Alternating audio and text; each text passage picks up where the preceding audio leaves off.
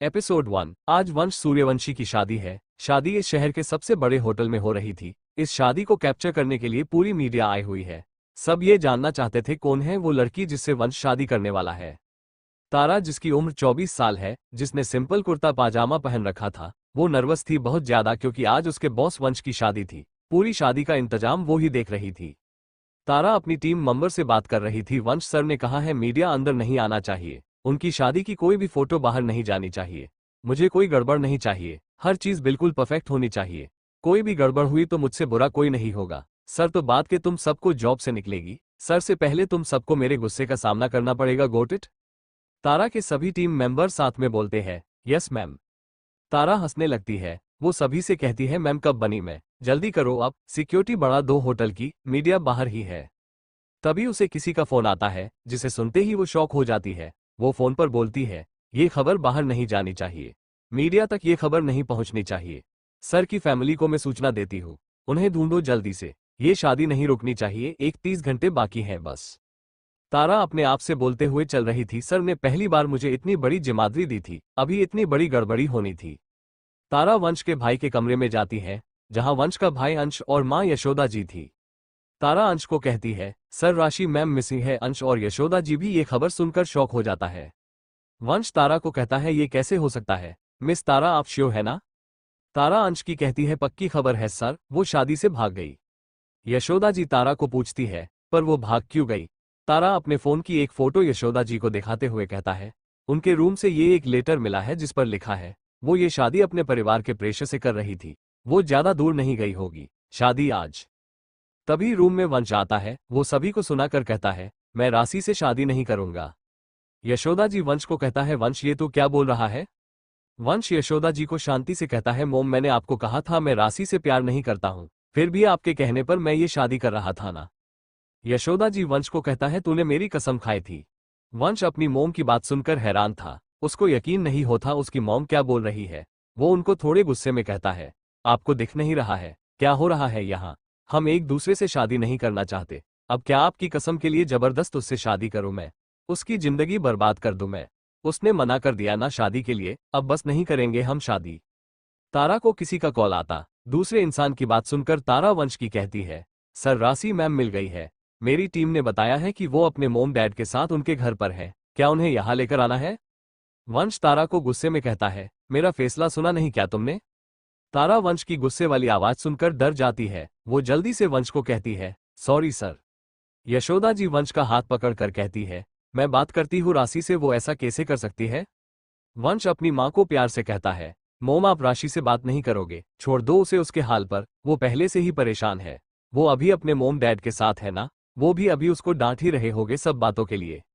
यशोदा जी को राशि पर बहुत ज्यादा गुस्सा आ रहा था। वो वंश की कहती है, ऐसी शादी से कौन भागता है? उसको हमारे खानदान की इजाजत की कोई फिक्र नहीं है। अपने खानदान के बारे में भी नहीं सोचा। तेरी बचपन की दोस्त है ना वो, तेरे साथ ऐसा कैसा कर सकती है वो? वंश अपनी मोम को कहता है, उसकी कोई गलती नहीं है, उसके मोम डैड भी वही है जो आप कर रहे हो मेरे साथ। अंश वंश को कहता है, पर भाई शादी? वंश उसको कहता है, आज ही होगी। अंश उसको हैरानी से कहता है, कोई और लड़की है जिससे आप शादी करना चाहते हो? राशि के अलावा और कौन लड़की आपकी जिंदगी में आ गई? वंश अंश को घूर के देखता है। अंश उसको सॉरी बोलता है। वंश तारा की तरफ देखकर कहता है, तारा मैं तुमसे शादी करना चाहता हूँ। अगर तुम भी मुझसे शादी करना चाहती हो तो तैयार हो जाओ। ऐसा बोलकर वो रूम के बाहर चला जाता है। सभी लोग उसके फैसला से शॉक थे, पर सबसे ज्यादा तारा थी। अंश यशोदा जी को कहता है, मोम ये भाई क्या बोल रहे हैं? यशोदा जी अंश को दुखी होके कहती है, गलती भी तो मेरी है। राशि से इसका रिश्ता तय कर दिया। मेरे कहने पर ही तो शादी कर रहा था। क्यों मैंने जबरदस्ती की उसके साथ? क्यों उसे अपनी कसम दी? तारा वंश के पीछे पीछे जाती है उसके कमरे तक। वो वंश के दरवाजे के बाहर खड़ी होकर खुद को कह रही थी, इसे कैसे सर मुझे शादी के लिए बोल सकते हैं? वो वंश के दरवाजे पर नोक करती है। वंश उसे अंदर आने के लिए कहता है। तारा अंदर जाती है। तारा वंश को कहती है, सर मैं आपसे शादी नहीं कर सकती। वंश तारा को शांति से कहता है, ठीक है नहीं करो। I respect your decision. Tara राहत की सांस लेकर उसको कहता है, थैंक यू सर। वंश उसका फोन लेता है और उसमें 1 घंटे का टाइमर लगाता है। वो उसको उसका फोन वापस देते हुए कहता है, 60 मिनट है तुम्हारे पास, अगर तुम मिसेज सूर्यवंशी बनना चाहो तो, या फिर 60 मिनट में कोई और मेरे काबिल लड़की को मंडप में बिठा देना।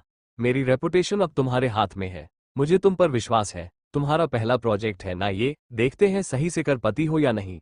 चिंता मत करो, नौकरी से नहीं निकालूंगा तुम्हें, इतना बुरा बॉस भी नहीं हूं मैं।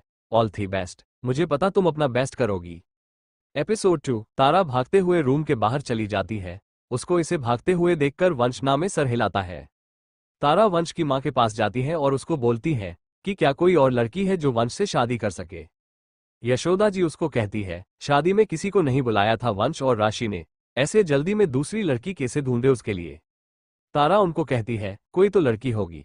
यशोदा जी कुछ देर सोचती है, फिर उन्हें कुछ देर पहले कही वंश की बात याद आती है। वो तारा की खुश होकर तारा का हाथ पकड़कर कहती है, तू कर ले उससे शादी, इतने दिनों से मैं तुझे देख रही हूँ, तुझसे अच्छी लड़की वंश को नहीं मिलेगी।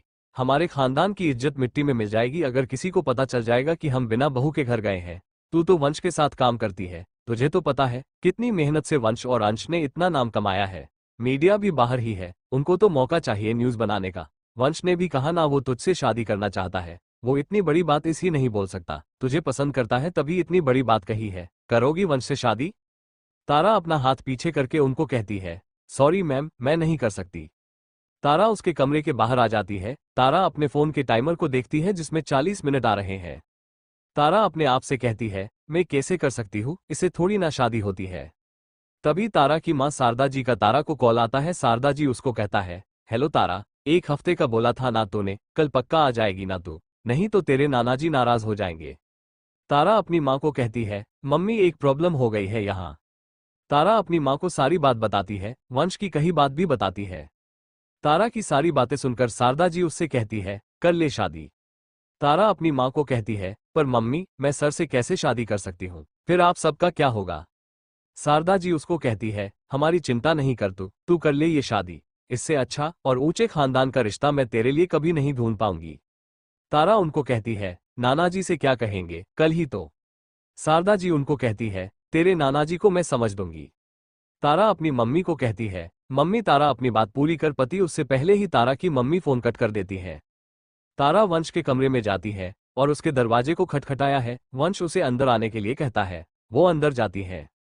तारा वंश को कहती है, सर मैं आपसे शादी करने के लिए तैयार हूं, पर मेरी एक शर्त है। वंश को हैरानी नहीं होती तारा के मुंह से शर्त वाली बात सुनकर, उसे ठीक ही लगा तारा बिना किसी शर्त के उससे शादी क्यों करेगी। वो उससे पूछता है, कैसी शर्त? तारा उसको कहती है, सर मैं शादी के बाद भी नौकरी करूंगी और अपनी सारी सैलरी अपनी मम्मी को दूंगी, आप मुझे कभी नहीं रोकेंगे। वंश उसको कहता है, मंजूर है, और कोई शर्त? तारा उसको कहती है, नहीं, बस ये ही थी। वंश उसको हैरानी से पूछता है, कोई उम्मीद या डिमांड नहीं है मुझसे एक पति के रूप में? तारा उसको कहती है, नहीं, बस हमारे रिश्ते का असर हमारे काम पर नहीं होना चाहिए। वंश उससे पूछता है, किसी का दबाव तो नहीं है ना शादी के लिए हाँ करने के लिए? तारा उसे न में सर हिलाकर कहती है, ये फैसला मेरे खुद का है।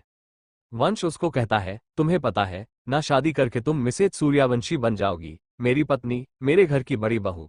शादी करके तुम्हें बहुत सारी जिम्मेदारियां निभानी पड़ेगी, as wife, as daughter in law. Tara उसे कहती है, मैं पूरी कोशिश करूंगी सारी जिम्मेदारियों को निभाने की। वंश उसको कहता है, तुम चाहो तो हम कोई कॉन्टेक्ट पेपर भी बना सकते हैं, तुम्हें अगर तुम्हारे फ्यूचर को लेकर कोई चिंता है तो। तारा उसको कहता है, नहीं सर, उसकी जरूरत नहीं है।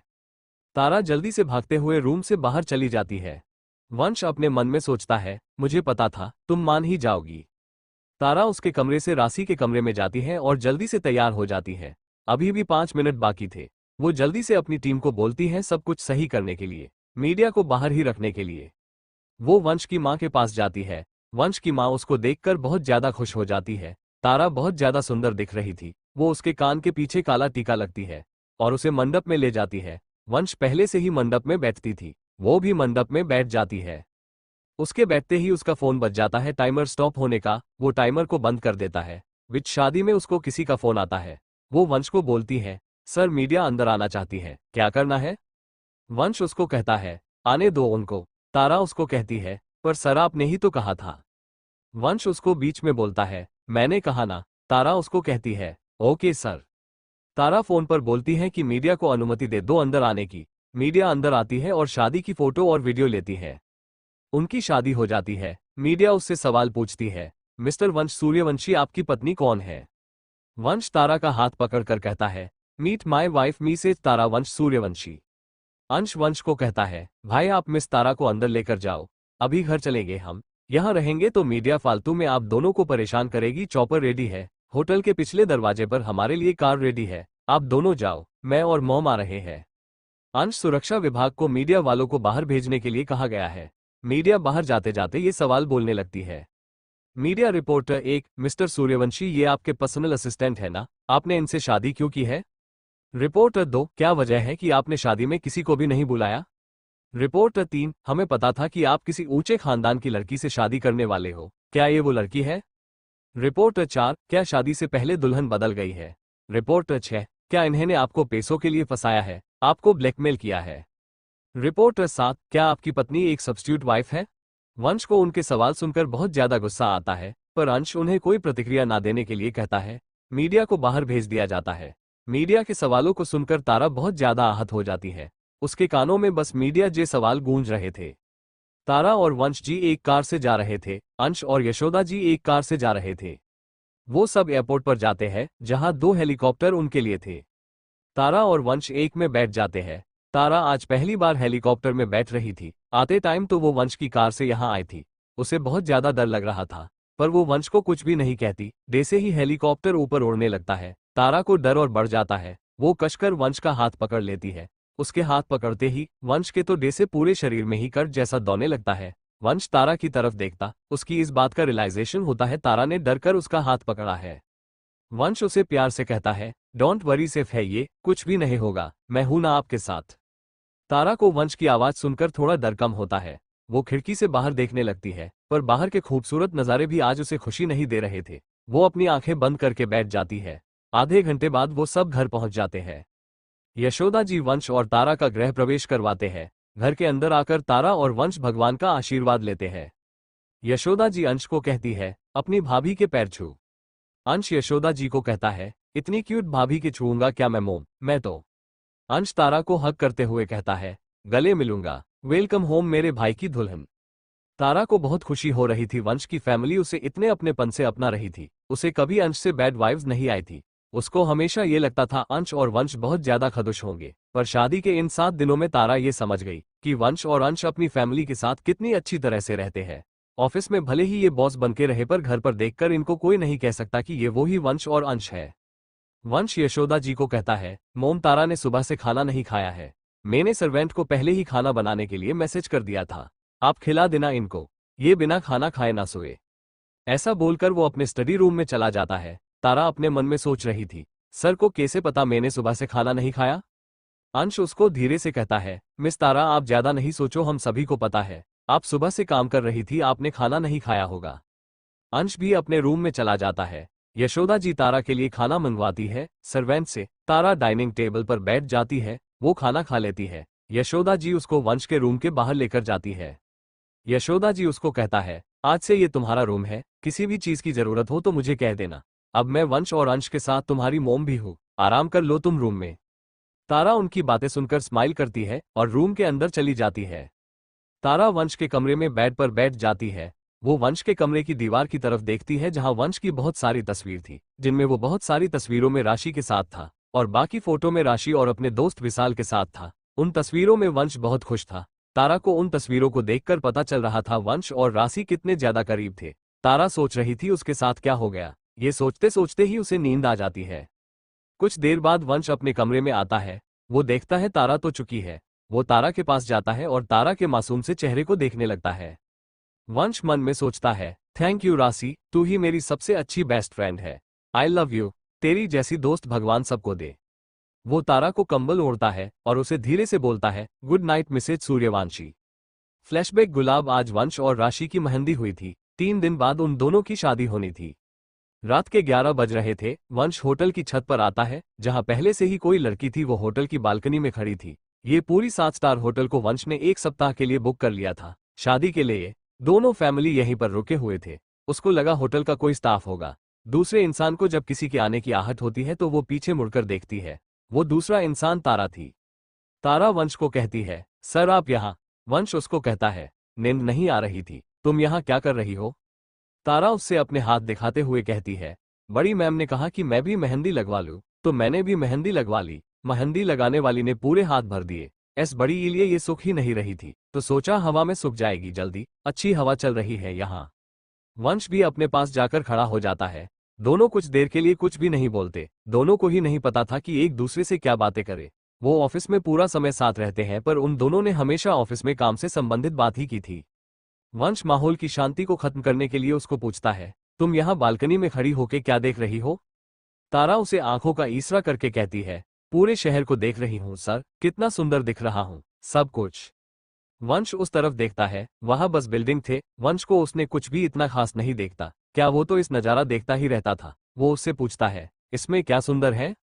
तारा उसको खुश होके कहती है, मेरी नजरों से देखो सर, सब कुछ सुंदर है, इतनी ऊंची से तो सब कुछ अच्छा लगता है। वंश तारा की तरफ देखता है जिसके ऊपर पूरे शहर की रोशनी आ रही थी। तारा अपनी मेहंदी को देख रही थी। उसके बाल उसको परेशान कर रहे थे, पर हाथों में मेहंदी लगाने की वजह से वो अपने बालों को हटा नहीं पा रही थी। उसको उसके बाल बहुत ज्यादा परेशान कर रहे थे। वो अपने सर को हिलाकर अपने बालों को पीछा जाने की कोशिश कर रही थी, पर उसके बाल पीछे नहीं जा रहे थे। ऐसा करने पर वो वंश को बहुत ज्यादा क्यूट लग रही थी। वो उसके खूबसूरत चेहरे में दे से खोसा गया था।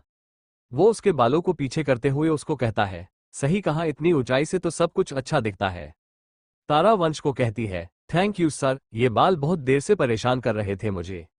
वंश मन में सोचता है, ये तो क्या बोल रहा है तारा को, क्या सोच रहा है इसके लिए? तेरी शादी होने वाली है राशि से, ऐसा नहीं सोच सकता तू किसी और के लिए, गलत है ये। किसी और लड़की के बारे में कुछ भी नहीं सोच सकता तू, इस वक्त तो बिल्कुल भी नहीं।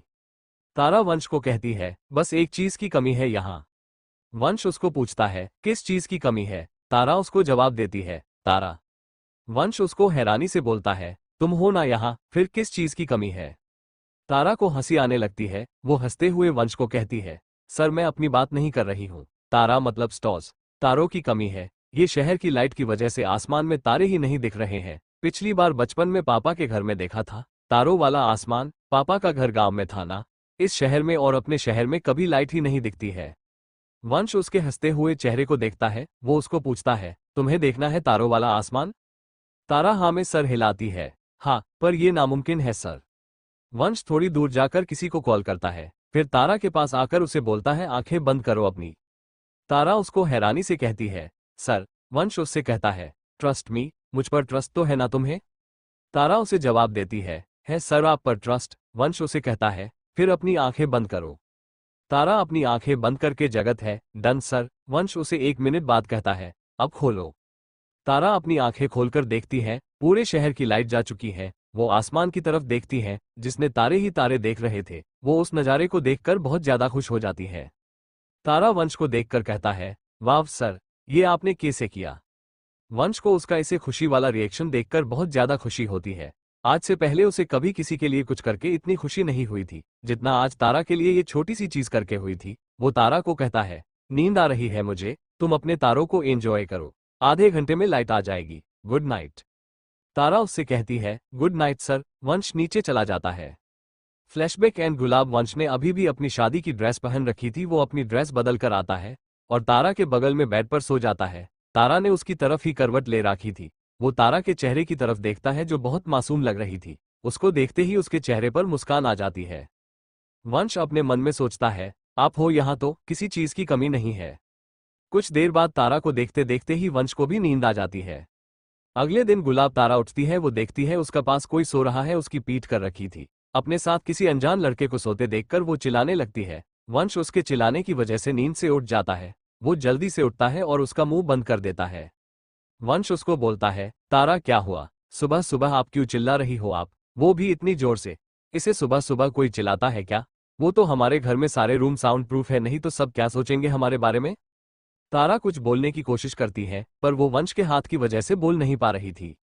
वंश उसको कहता है, मैं अपना हाथ हटा रहा हूं, चिल्लाना नहीं, ठीक है? तारा हाँ में सर हिलाती है। वंश अपना हाथ हटाता है और उससे पूछता है, अब बताओ क्यों चिल्ला रही थी आप? तारा उसको पूछती है, सर आप मेरे रूम में क्या कर रहे हो? वंश उसको कहता है, ये मेरा भी रूम है मिसेज सूर्यवंशी, हमारी शादी हुई थी रात को, पति पत्नी है हम, इतनी जल्दी भूल गई आप? आपके रूम पर मेरा भी पूरा हक है। तारा अपने आप को देखती है, फिर पूरे कमरे को देखती है। वो उसको कहती है, सॉरी सर। वंश उसको कहता कहता है, कोई बात नहीं, एक बात बताओ आप ऐसा क्यों सो रहे हो? सॉरी सर, मैं आपके रूम में सो गई, मुझे ऐसा कहने के लिए बड़ी मैम ने कहा था। तारा उसको कहती है, मिसेज सूर्यवंशी, रूम की बात नहीं कर रहा हूं मैं। वंश उसको कहता हुआ, सॉरी सर। तारा उसको कहती है। वंश उसके गहनों की तरफ इशारा करके कहता है, आप ऐसे गहने पहनकर और शादी का जोड़ा पहनकर क्यों सो रही हो? मेरे कपड़े मेरे रूम में है सर, होटल के रूम में। तारा उसको कहती है, मुझे बता देती, मैं इंतजाम कर देता। आगे से आपको किसी भी चीज की जरूरत हो मुझे कहना, छोटी हो चाहे बड़ी हो। अब निकाल दीजिए इन गहनों को, आपको दर्द हो रहा होगा इतने गहनों में सोना। वंश उसको कहता है, ओके सर। तारा उसको कहती है। वंश उसको पूछता है, अब है क्या कपड़े आपके पास?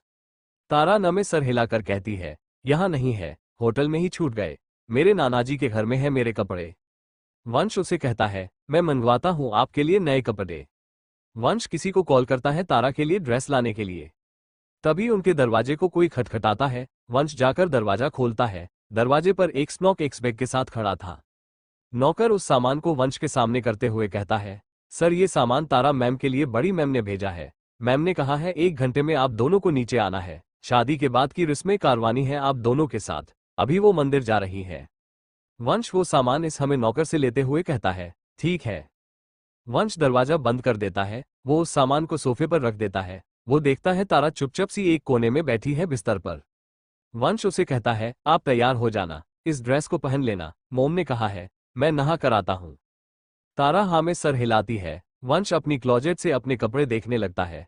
तारा अपने हाथ के चूड़ा को निकलने लगती है, पर वो उसकी साइज के नहीं था, उसे वो नहीं निकल रहा था। वंश उसे देखता है और उसका पास आकर बैठ जाता है। वो उसको कहता है, मैं करता हूं मिसेज सूर्यवंशी। तारा अपने हाथ से चूड़ा निकलते हुए कहती है, मैं कर लूंगी सर, थोड़ा टाइट है बस। वंश उसे ऑर्डर देते हुए अपनी बॉसी आवाज में बोलता है, दर्द हो रहा है आपको, अपना हाथ दीजिए मुझे। तारा वंश की बॉस वाली आवाज सुनकर डर जाती है। वो उसके आगे अपना हाथ करती है। वंश धीरे धीरे तारा के हाथ से चूड़ा निकलने लगता है। तारा को थोड़ा दर्द होता है। तारा से जब दर्द बर्दाश्त नहीं होता तो वो अपना हाथ पीछे करते हुए कहती है, आउच। वंश उससे माफी मांगते हुए कहता है, सॉरी, इस बार ध्यान से निकलूंगा। तारा उसे पूछती है, सर आपके पास कोई लोशन है? वंश उससे हैरानी से पूछता है, लोशन? तारा उसको कहती है, उसको लगाने से निकल जाएगा, पहनना भी वैसे ही था। वंश बेड से उठते हुए कहता है, लता हूं मैं। वंश लोशन लेकर आता है। वो उससे पूछता है, इससे हो जाएगा हमारा काम? तारा हाँ में सर हिलाती है। वंश तारा के हाथ पर प्यार से लोशन लगता है। इस बार चूड़ा आसान से तारा के हाथ से निकल जाता है, जिसे देखकर वंश बहुत खुश हो जाता है और वो तारा से बोलता है, वाह, आपका आइडिया बहुत अच्छा था तारा। आपने इतना टाइट चूड़ा क्यों पहना है, अपने साइज का क्यों नहीं पहन था? तारा उसको कहती है, सर ये चूड़ा मेरे नहीं है, राशि मैम के साइज का है। सारा सामान ही उनका था। राशि मैम की शादी हो रही थी आपसे, मुझसे नहीं। वंश उसको शांति से अपनी बॉसी आवाज में कहता है, इस बात का जिक्र दोबारा नहीं होना चाहिए।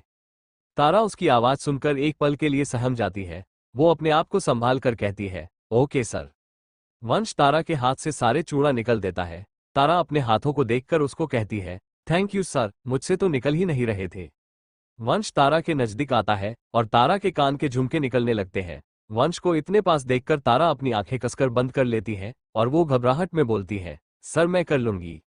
वंश उसे कहता है, मैं कर देता हूं आपकी मदद। ऐसा नहीं था कि वंश का टच तारा को गलत लग रहा था। उसको इतनी घबराहट इसलिए हो रही थी क्योंकि आज से पहले वो कभी किसी लड़के के इतना करीब नहीं आई थी, ना ही कोई लड़का उसके इतना करीब आया था। अब तो उसके सामने उसका बॉस वंश है, जिससे उसको हमेशा ही डर लगे आ रहा है। वंश उसके कान के झुमके निकल देता है। तारा जल्दी से वहां से उठ जाती है। वो उसको कहती है, थैंक यू सर, अब कर लूंगी मैं। बड़ी मैम ने कहा था ना 1 घंटे में नीचे जाना है, आप नहा लीजिए। वंश बेड से खड़ा हाइट हुए कहता है, जाता हूं, कोई मदद चाहिए तो बता देना। वंश नहाने चला जाता है। तारा वो सामान देखते हैं जो वंश की मोम ने तारा के लिए भेजे थे। उनमें एक लाल कलर की साड़ी, उनके खानदानी गहने और लाल चूड़ियां थी। तारा अपनी शादी के लहंगे को मिरर में देखने लगते हैं। उस लहंगे को देखकर उसको एक बात याद आती है। फ्लैशबैक गुलाब राशि और वंश की सगाई का अगला दिन था। यशोदा जी वंश को कह रही थी, वंश राशि की तबीयत खराब है तो तू जा और शादी की शॉपिंग करके आ जा। वंश अपनी मोम से कहता है, मोम आप बहुत जल्दी मेरी शादी नहीं करवा रहे क्या? मैंने आपको हाँ क्या बोल दिया? आपने 1 महीने में शादी की डेट फिक्स करवा दी ना। विशाल यहाँ है और राशि की भी तबीयत खराब है, शादी कैंसिल कर देते हैं। कितना तनाव ले रही है राशि शादी के लिए। अपने दोस्त को ऐसा नहीं देख सकता मैं। कितने सपने थे उसे अपनी शादी के लिए, उसको टाइम तो देना चाहिए ना। क्या जल्दी है आपको?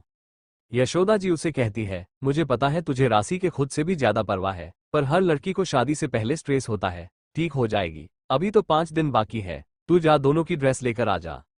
वंश उन्हें कहता है, मैं उसकी ड्रेस कैसे लेकर आऊंगा? उसकी पसंद आएगी क्या मेरी लाई हुई ड्रेस? कितने नखरे हैं उसके। एक बार उसके बर्थडे पर उसके लिए एक ड्रेस लेकर आया था मैं, उसने एक बार उस ड्रेस को नहीं पहना था, दीदी को दे दी थी उसने वो ड्रेस। यशोदा जी उसको कहती है, उसकी बहन को वो ड्रेस पसंद आ गई होगी तब दी होगी। लड़के वालों की तरफ से ही लहंगा जाता है, हमारी तरफ से और कौन शॉपिंग करेगा? अंश का तो तुझे पता ही है, राशि और उसकी दोस्ती कितनी गहरी है। तू तारा के साथ चला जा। वंश अपनी माँ को कहता है, मोम तारा मेरी असिस्टेंट है, इसका मतलब ये थोड़े ना है कि आप उससे ये सब काम करवाओगे। वो बस शादी की व्यवस्था देखने के लिए आए हैं, उसका तो काम भी नहीं है ये। फिर भी मेरे कहने पर आ गई वो यहाँ। यशोदा जी तारा को अपने पास बुलाती है। वो क्या आती है और यशोदा जी को कहती है, जी मैम। यशोदा जी तारा को कहती है, तारा तुम वंश के साथ अभी जाओ और राशि के लिए शादी की ड्रेस लेकर आओ। तारा यशोदा जी को कहती है, ओके मैम। यशोदा जी वंश को खुश होके कहती है, देख इसको कोई समस्या नहीं है। वंश तारा को गुस्से में डांटे हुए कहता है, तारा जो तुम्हारा काम है तुम बस वो करो, मोम को मना नहीं कर सकती तुम, इस तो कोई भी तुम्हारे अच्छे का फायदा उठाकर तुमसे अपना काम निकलवा लेगा। तारा उसे डरते हुए बोलती है, सॉरी सर, मैंने कोई गड़बड़ कर दी क्या? यशोदा जी तारा को कहती है, डरने की जरूरत नहीं है तारा, ये तुम्हारे बॉस को लग रहा है मैं उसकी पीए से बहुत ज्यादा काम करवा रही हूँ, तब मना कर रह रहा है तुम्हारा सर। तारा वंश को कहती है, नहीं सर, ऐस बड़ी ई कोई बात नहीं है, आज तो वैसे भी ज्यादा काम नहीं है, वेडिंग ड्रेस भी तो अरेंजमेंट में ही आती है, मेरा ही काम हुआ ना फिर ये भी। कब चलना है हमें? वंश उसे कहता है, आधे घंटे बाद चलेंगे। तारा उसको कहती है, ओके सर।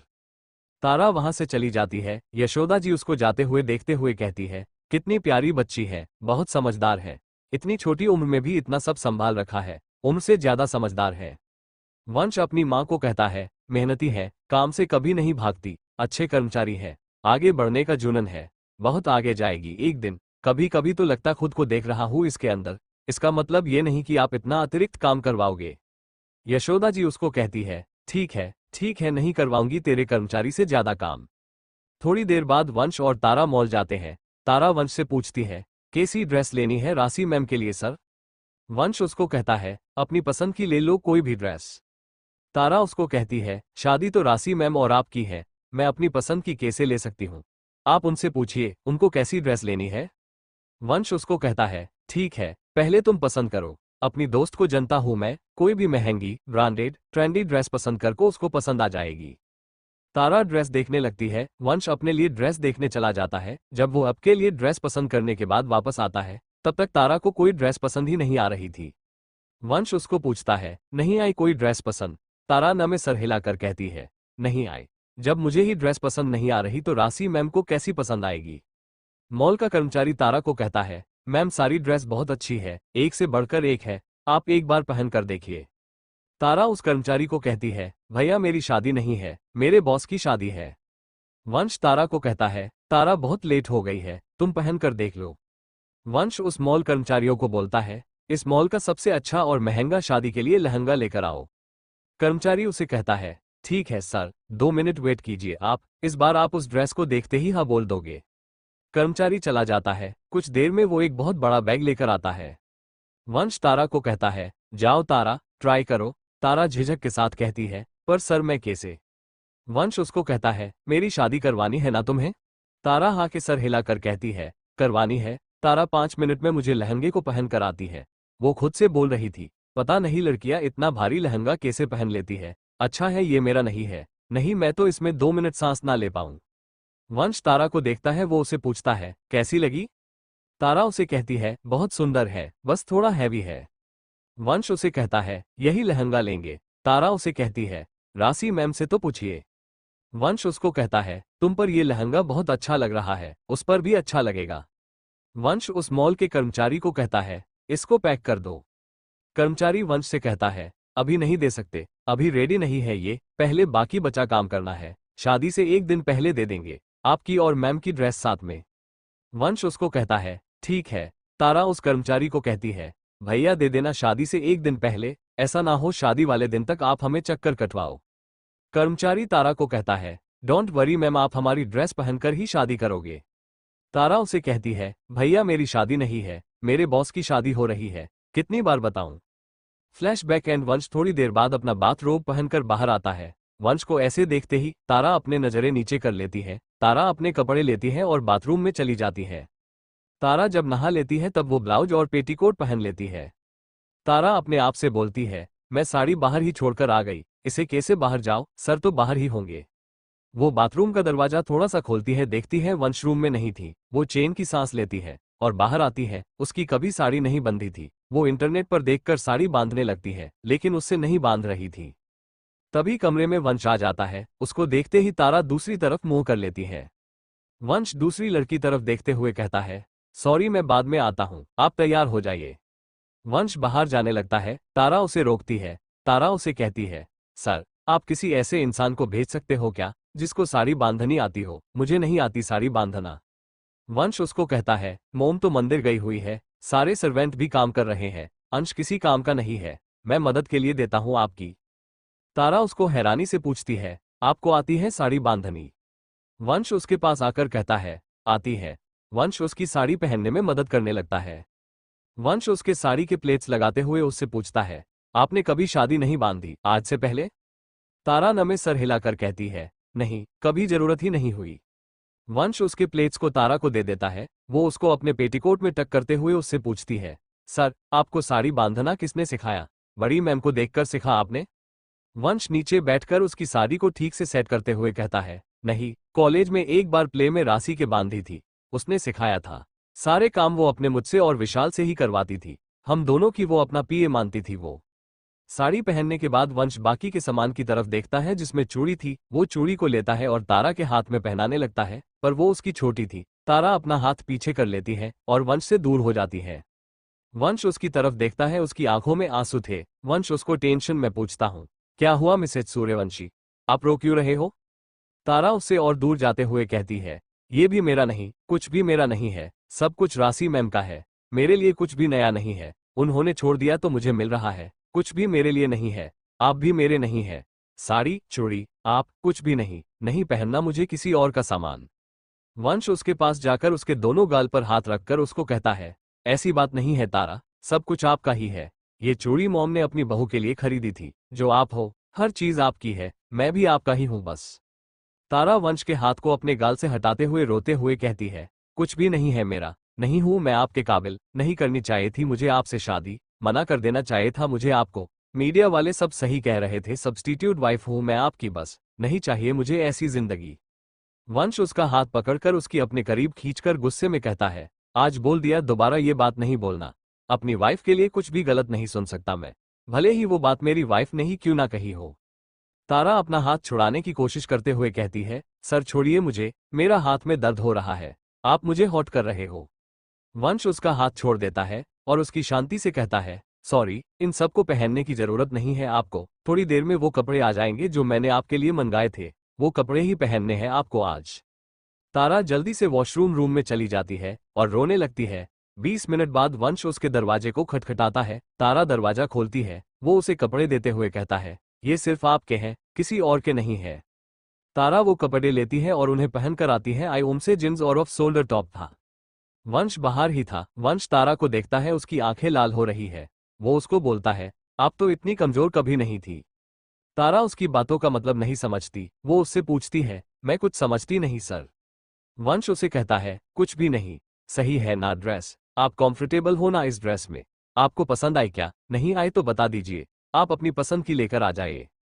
तारा वंश को मुस्कुराते हुए कहता है, अच्छी ड्रेस है।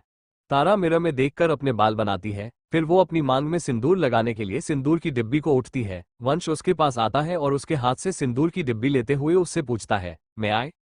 तारा हाँ में सर हिलाती है। वंश तारा के सिंदूर लगाता है। जब वंश तारा के सिंदूर लगा रहा था, तब उस पल का एहसास होते ही तारा की आंखें अपने आप ही बंद हो गई थी। तारा जल्दी से रूम के बाहर जाने लगती है। वंश तारा का हाथ पकड़कर उसे रोक लेता है। वंश का उसे इसे हाथ पकड़कर रोकने से तारा उसे कहती है, जी सर। वंश तारा को एक बॉक्स देते हुए कहता है, ये आपके लिए, आपका वेडिंग गिफ्ट। वैसे तो रात को ही देना चाहता था मैं आपको ये, पर इतनी जल्दी रेडी नहीं हुआ ये। तारा उसे खोलती है, जिसका एक डायमंड पेडेड था, जिसमें वी और टी बने हुए थे स्टॉर्स 11 के साथ में। तारा को उसको देखकर ही उसकी करोड़ों की कीमत का अंदाजा हो रहा था। वंश उसके हाथ से वो पेडिट ले लेता है। वंश तारा के पीछे खड़ा हो जाता है और वो उसके बालों को एक साइड करता है। बालों को साइड करते हुए वंश की नजर तारा के गर्दन के छोटे से काले तिल पर जाती है। वंश उसके बारे में ज्यादा नहीं सोचते हुए उसको वो पेडिट पहनता है। वंश तारा को बैक हक करके पूछता है, कैसा लगा आपको ये गिफ्ट?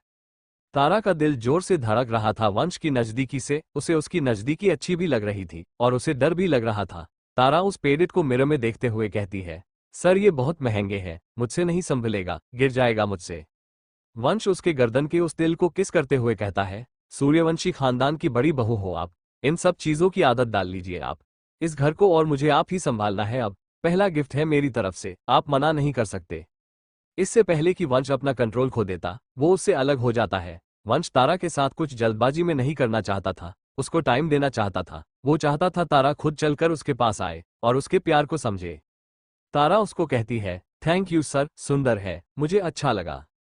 वंश एक और बॉक्स निकलता है, वो उसको खोलता है जिसमें चूड़ियां थी। चूड़ियों को देखकर तारा को कुछ देर पहले वाली बात याद आती है। साथ में वंश का उस पर गुस्सा करना भी याद आता है। तारा दुखी मन से बाहर जाने लगती है, पर वंश तारा का हाथ पकड़ लेता है और उसे वो चूड़ी पहनता है जो उसके साइज की ही थी। अपने हाथ में अपने साइज की चूड़ियां देख तारा के चेहरे पर मुस्कान आ जाती है। उसको मुस्कुरा कर देखते हुए वंश के दिल को राहत मिल रही थी। धीरे धीरे वंश तारा को एक एक करके बाकी चूड़ी पहनता है।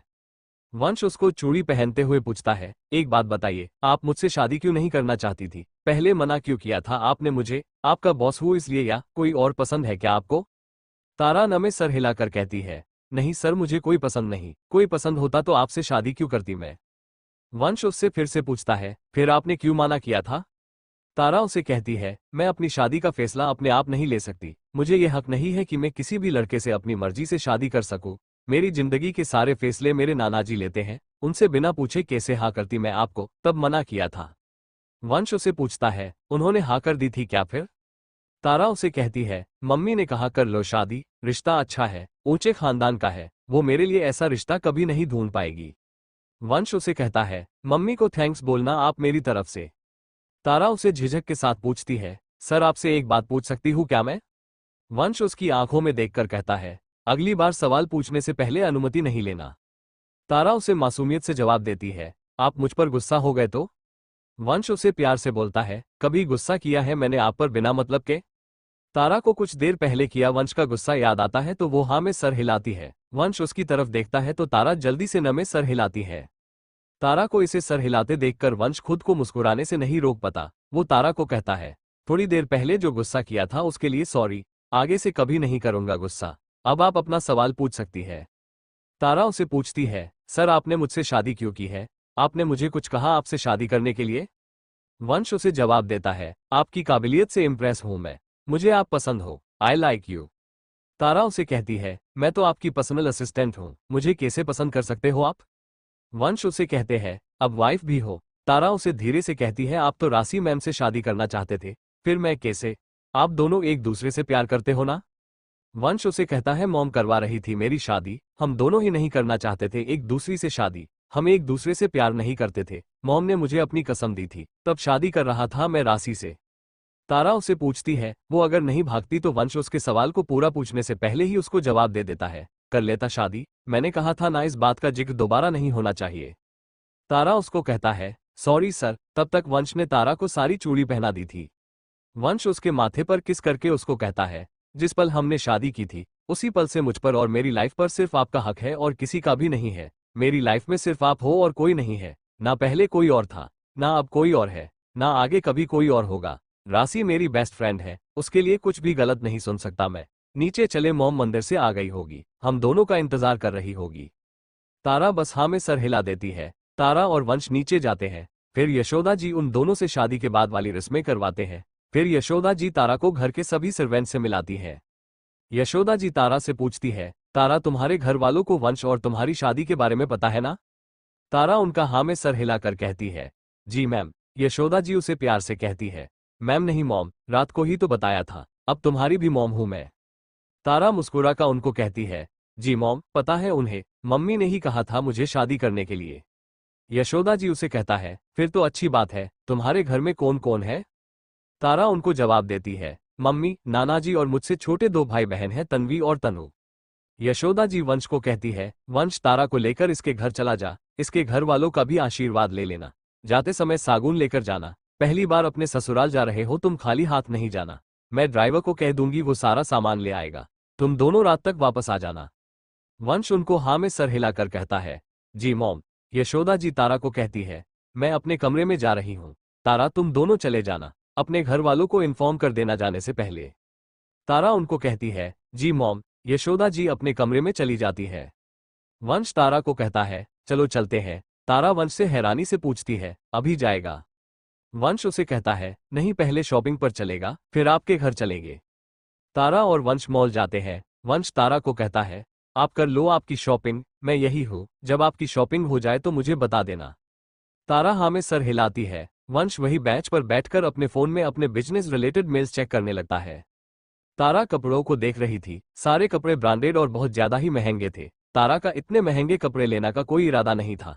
वो बहुत देर तक कपड़ों को देखती है, पर उसे अपने बजट में कोई कपड़े नहीं मिलते। उसको डर लग रहा था, कहीं वंश उसको डांट न लगाए। वो पिछले 1 घंटे से कपड़े देख रही है और उसने एक भी ड्रेस पसंद नहीं की। वंश उसको देख रहा था। वो नोटिस कर रहा था तारा ने अभी तक एक ड्रेस भी पसंद नहीं की है। वंश उसके पास आता है। वो उससे पूछता है, हो गई आपकी शॉपिंग कंप्लीट? तारा न में सर हिलाती है। वंश को समझ में आ रहा था तारा प्राइज की वजह से कपड़े नहीं ले रही है। वंश तारा के लिए ड्रेस देखने लगता है। वो कुछ ड्रेस लेता है और तारा को देकर कहता है, इनको ट्राई कीजिए, तब तक मैं और ड्रेस सिलेक्ट करता हूँ आपके लिए। तारा उसके हाथ से कपड़े ले लेती है और चेंजिंग रूम में चली जाती है। वंश की पसंद की हुई सारे कपड़े बहुत ज्यादा अच्छे थे, पर तारा उनको नहीं लेना चाहती थी क्योंकि सभी बहुत ज्यादा महंगे थे। सभी की टोटल प्राइस उसके 1 साल की सैलरी से भी ज्यादा थी। तारा उन ड्रेस को लेकर बाहर आती है। वंश उसको पूछता है, सही है क्या फिटिंग्स? तारा उसको कहती है, फिटिंग सभी की सही है, पर सर इतने कपड़ों की जरूरत नहीं है मुझे। आज नानाजी के घर से ले आऊंगी मैं अपने कपड़े। वंश उसको कहता है, वो भी ले आएंगे। वंश तारा को कुछ ड्रेस की तरफ इशारा करते हुए कहता है, ये ड्रेस भी ट्राई करके देखिए। तारा सभी ड्रेस को ट्राई करके बाहर आती है। वंश एक सेल्स वुमन को कहता है, ये मेरी वाइफ है, आप इनके साथ जाइए और डेली लाइफ में इनको जो भी जरूरत होती है वो सभी सामान लेने में इनकी मदद कीजिए। वो सेल्स वुमन तारा को कहती है, मैम आप मेरे साथ आइए। सेल्स वुमन तारा को शॉपिंग करने में मदद करती है। वो सेल्स वुमन आज बहुत खुश थी क्योंकि वो अपना हफ्ते का सारा कस्टमर सेल्स का टारगेट तारा से ही पूरा करना चाह रही थी। वो उसे मेकअप प्रोडक्ट लेने के लिए कहती है, पर तारा माना कर देती है क्यों तारा मेकअप उसे ही नहीं करती थी ज्यादा। लेकिन वो सेल्स वुमन खुद ही तारा के लिए सामान निकल देती है। तारा उसे रोकना चाह रही थी, पर कुछ दूरी पर ही वंश खड़ा होकर अपना फोन चला रहा था। वो वंश के सामने उसे रोक भी नहीं पा रही थी। तारा को वो फुटवेयर दिखा रही थी। वो सेल्स वुमन उसे एक हाई हील देती है ट्राई करने के लिए। तारा उसको पहनती है। जैसे ही तारा उसको पहनकर चलने लगती है, तारा के पैर लड़खड़ा जाते हैं, पर उसको गिरने से पहले ही वंश बचा लेता है। वंश उसको पूछता है, आप ठीक हो? तारा हाँ में सर हिलाती है। वंश उसे वही चेयर पर बैठा देता है और नीचे बैठकर उसके पैर की हिल निकलने लगता है। तारा अपने पैर को पीछे करते हुए कहती है, सर आप ये क्या कर रहे हो? वंश उसको कहता है, इनको आपके पैर से निकल रहा हूं, आपको प्रॉब्लम हो रही है ना इनमें चलने में? तारा उसको कहती है, सर मैं कर लूंगी, आप मेरे पैरों के हाथ ना लगाए। वंश उसको कहता है, मैं कर लूंगा तो क्या हो जाएगा? वंश उसके पैरों से उन सैंडल को निकल देता है। तारा को एक बात याद आती है। फ्लैशबैक, आज वंश और राशि की हल्दी हो रही थी। सभी घरवाले उन दोनों के हल्दी लगा रहे थे। तारा खड़ी खड़ी सभी घरवालों को फंक्शन एंजॉय करते हुए देख रही थी। हल्दी के बाद राशि वंश को कहती है, वंश मुझ में चलने की बिल्कुल भी हिम्मत नहीं है, मेरी तबीयत खराब हो रही है। एक तो मैंने आज ये कुछ ज्यादा ही ऊंची हील पहन ली, इस हल्दी के फंक्शन की वजह से मैं थक गई हूँ। चल तू एक काम कर, मेरे पैरों से ये हील निकल और मुझे मेरे रूम तक छोड़कर आ। वंश उसको कहता है, और मैं ये काम क्यों करूँ, तेरा नौकर नहीं हूं मैं। राशि उसकी कहता है, मेरे काम तो तुझे करने ही होंगे, अब तक तो तुझे आदत हो जानी चाहिए थी। कोई नहीं, शादी के बाद तुझे पूरी ट्रेनिंग दे दूंगी मैं, मेरे आगे पीछे घूमने की। वंश नीचे बैठकर उसकी सैंडल निकलने लगता है। वो उसको सैंडल निकलते हुए कहता है, पता नहीं किस घड़ी में तुझसे दोस्ती की थी मैंने। फ्लैशबैक एंड थोड़ी देर बाद वो सेल्स वुमन वंश को कहती है, सर मैम की शॉपिंग कंप्लीट हो गई। तारा वंश को कहती है, सर मुझे इतने सामान की जरूरत नहीं है, आधे से ज्यादा सामान का तो मैंने कभी नाम भी नहीं सुना। वो सेल्स वुमन तारा को कहती है, हर लड़की को जरूरत होती है इन प्रोडक्ट्स की, आपकी तो अभी अभी शादी हुई है मैम, आपको तो और तैयार होकर रहना चाहिए। वंश उस सेल्स वुमन को अपना क्रेडिट कार्ड देता है। वो उसे कहता है, इन सब सामान का बिल बनिए और सूर्यवंशी हाउस में भिजवा देना। बिल पेमेंट के बाद वो दोनों एक रेस्टोरेंट में जाते हैं। वंश और तारा कार से उतरते हैं। तारा वंश को अंदर जाने से पहले कहती है, सर मैं मम्मी को इन्फॉर्म कर देती हूँ कि हम आ रहे हैं। आप अंदर जाइए, खाना ऑर्डर कीजिए, मैं मम्मी से बात करके आती हूँ। वंश उसे कहता है, ठीक है। वंश अंदर चला जाता है। तारा अपनी मम्मी को फोन करके ये बता देती है कि वो दोनों आ रहे हैं। फिर वो अंदर जाने लगती है। तभी उसको देखकर दो लड़कियां बात कर रही थी। पहली लड़की दूसरी लड़की से कह रही थी, वो लड़की है ना जिसके साथ वो हैंडसम बंदा खड़ा था थोड़ी देर पहले, क्या बड़ा हाथ मारा है उसने। दूसरी लड़की उसे कंफ्यूजन में पूछती है, कौन है वो। पहली लड़की उसे कहती है, ये वही है जिसने इस शहर के सबसे बड़े बिजनेसमैन से शादी की है। पहले ये इसकी पीए थी, अब पत्नी है। पैसों के लिए शादी की है इसने। अब देख कैसे इसको वो महंगे रेस्टोरेंट में घुमा रहा है। दूसरी लड़के उसकी बात सुनकर कहती है, मजे हैं इसके भी। उस बेचारे की क्या मजबूरी थी जो इसके जान में फंस गया, उसे तो कोई भी मिल जाती, बड़े बाप की बेटी। पहली लड़की जवाब देती है, अपनी खूबसूरती के जान में फंसा लिया होगा उसे। तारा अंदर चली जाती है। वंश चेयर पर बैठकर मेन्यू देख रहा था। सुबह की शादी की बात की रस्में और इतनी देर मॉल में शॉपिंग करने की वजह से उसने सुबह से खाना नहीं खाया था। वो तारा का इंतजार कर रहा था, कब तारा आए और वो खाना ऑर्डर करे उन दोनों के लिए, क्योंकि वंश को नहीं पता था तारा को खाने में क्या पसंद है और क्या पसंद नहीं है। तारा वंश को कहती है, सर मुझे घर चलना है। वंश उसे कहता है, खाना खाकर चलते हैं बस। तारा उसे कहती है, मुझे अभी भूख नहीं है, मम्मी हमारा इंतजार कर रही है घर में, वहां खा लेंगे। वंश अपनी चेयर से खड़े होते हुए कहता है, ठीक है चलते हैं। वो दोनों तारा के घर चले जाते हैं। तारा का घर छोटा सा था जिसमें वो 6 लोग रहते थे।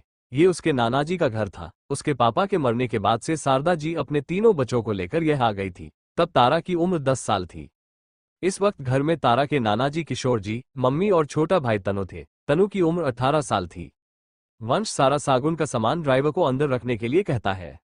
तारा और वंश तारा के माँ और नाना जी का आशीर्वाद लेते हैं।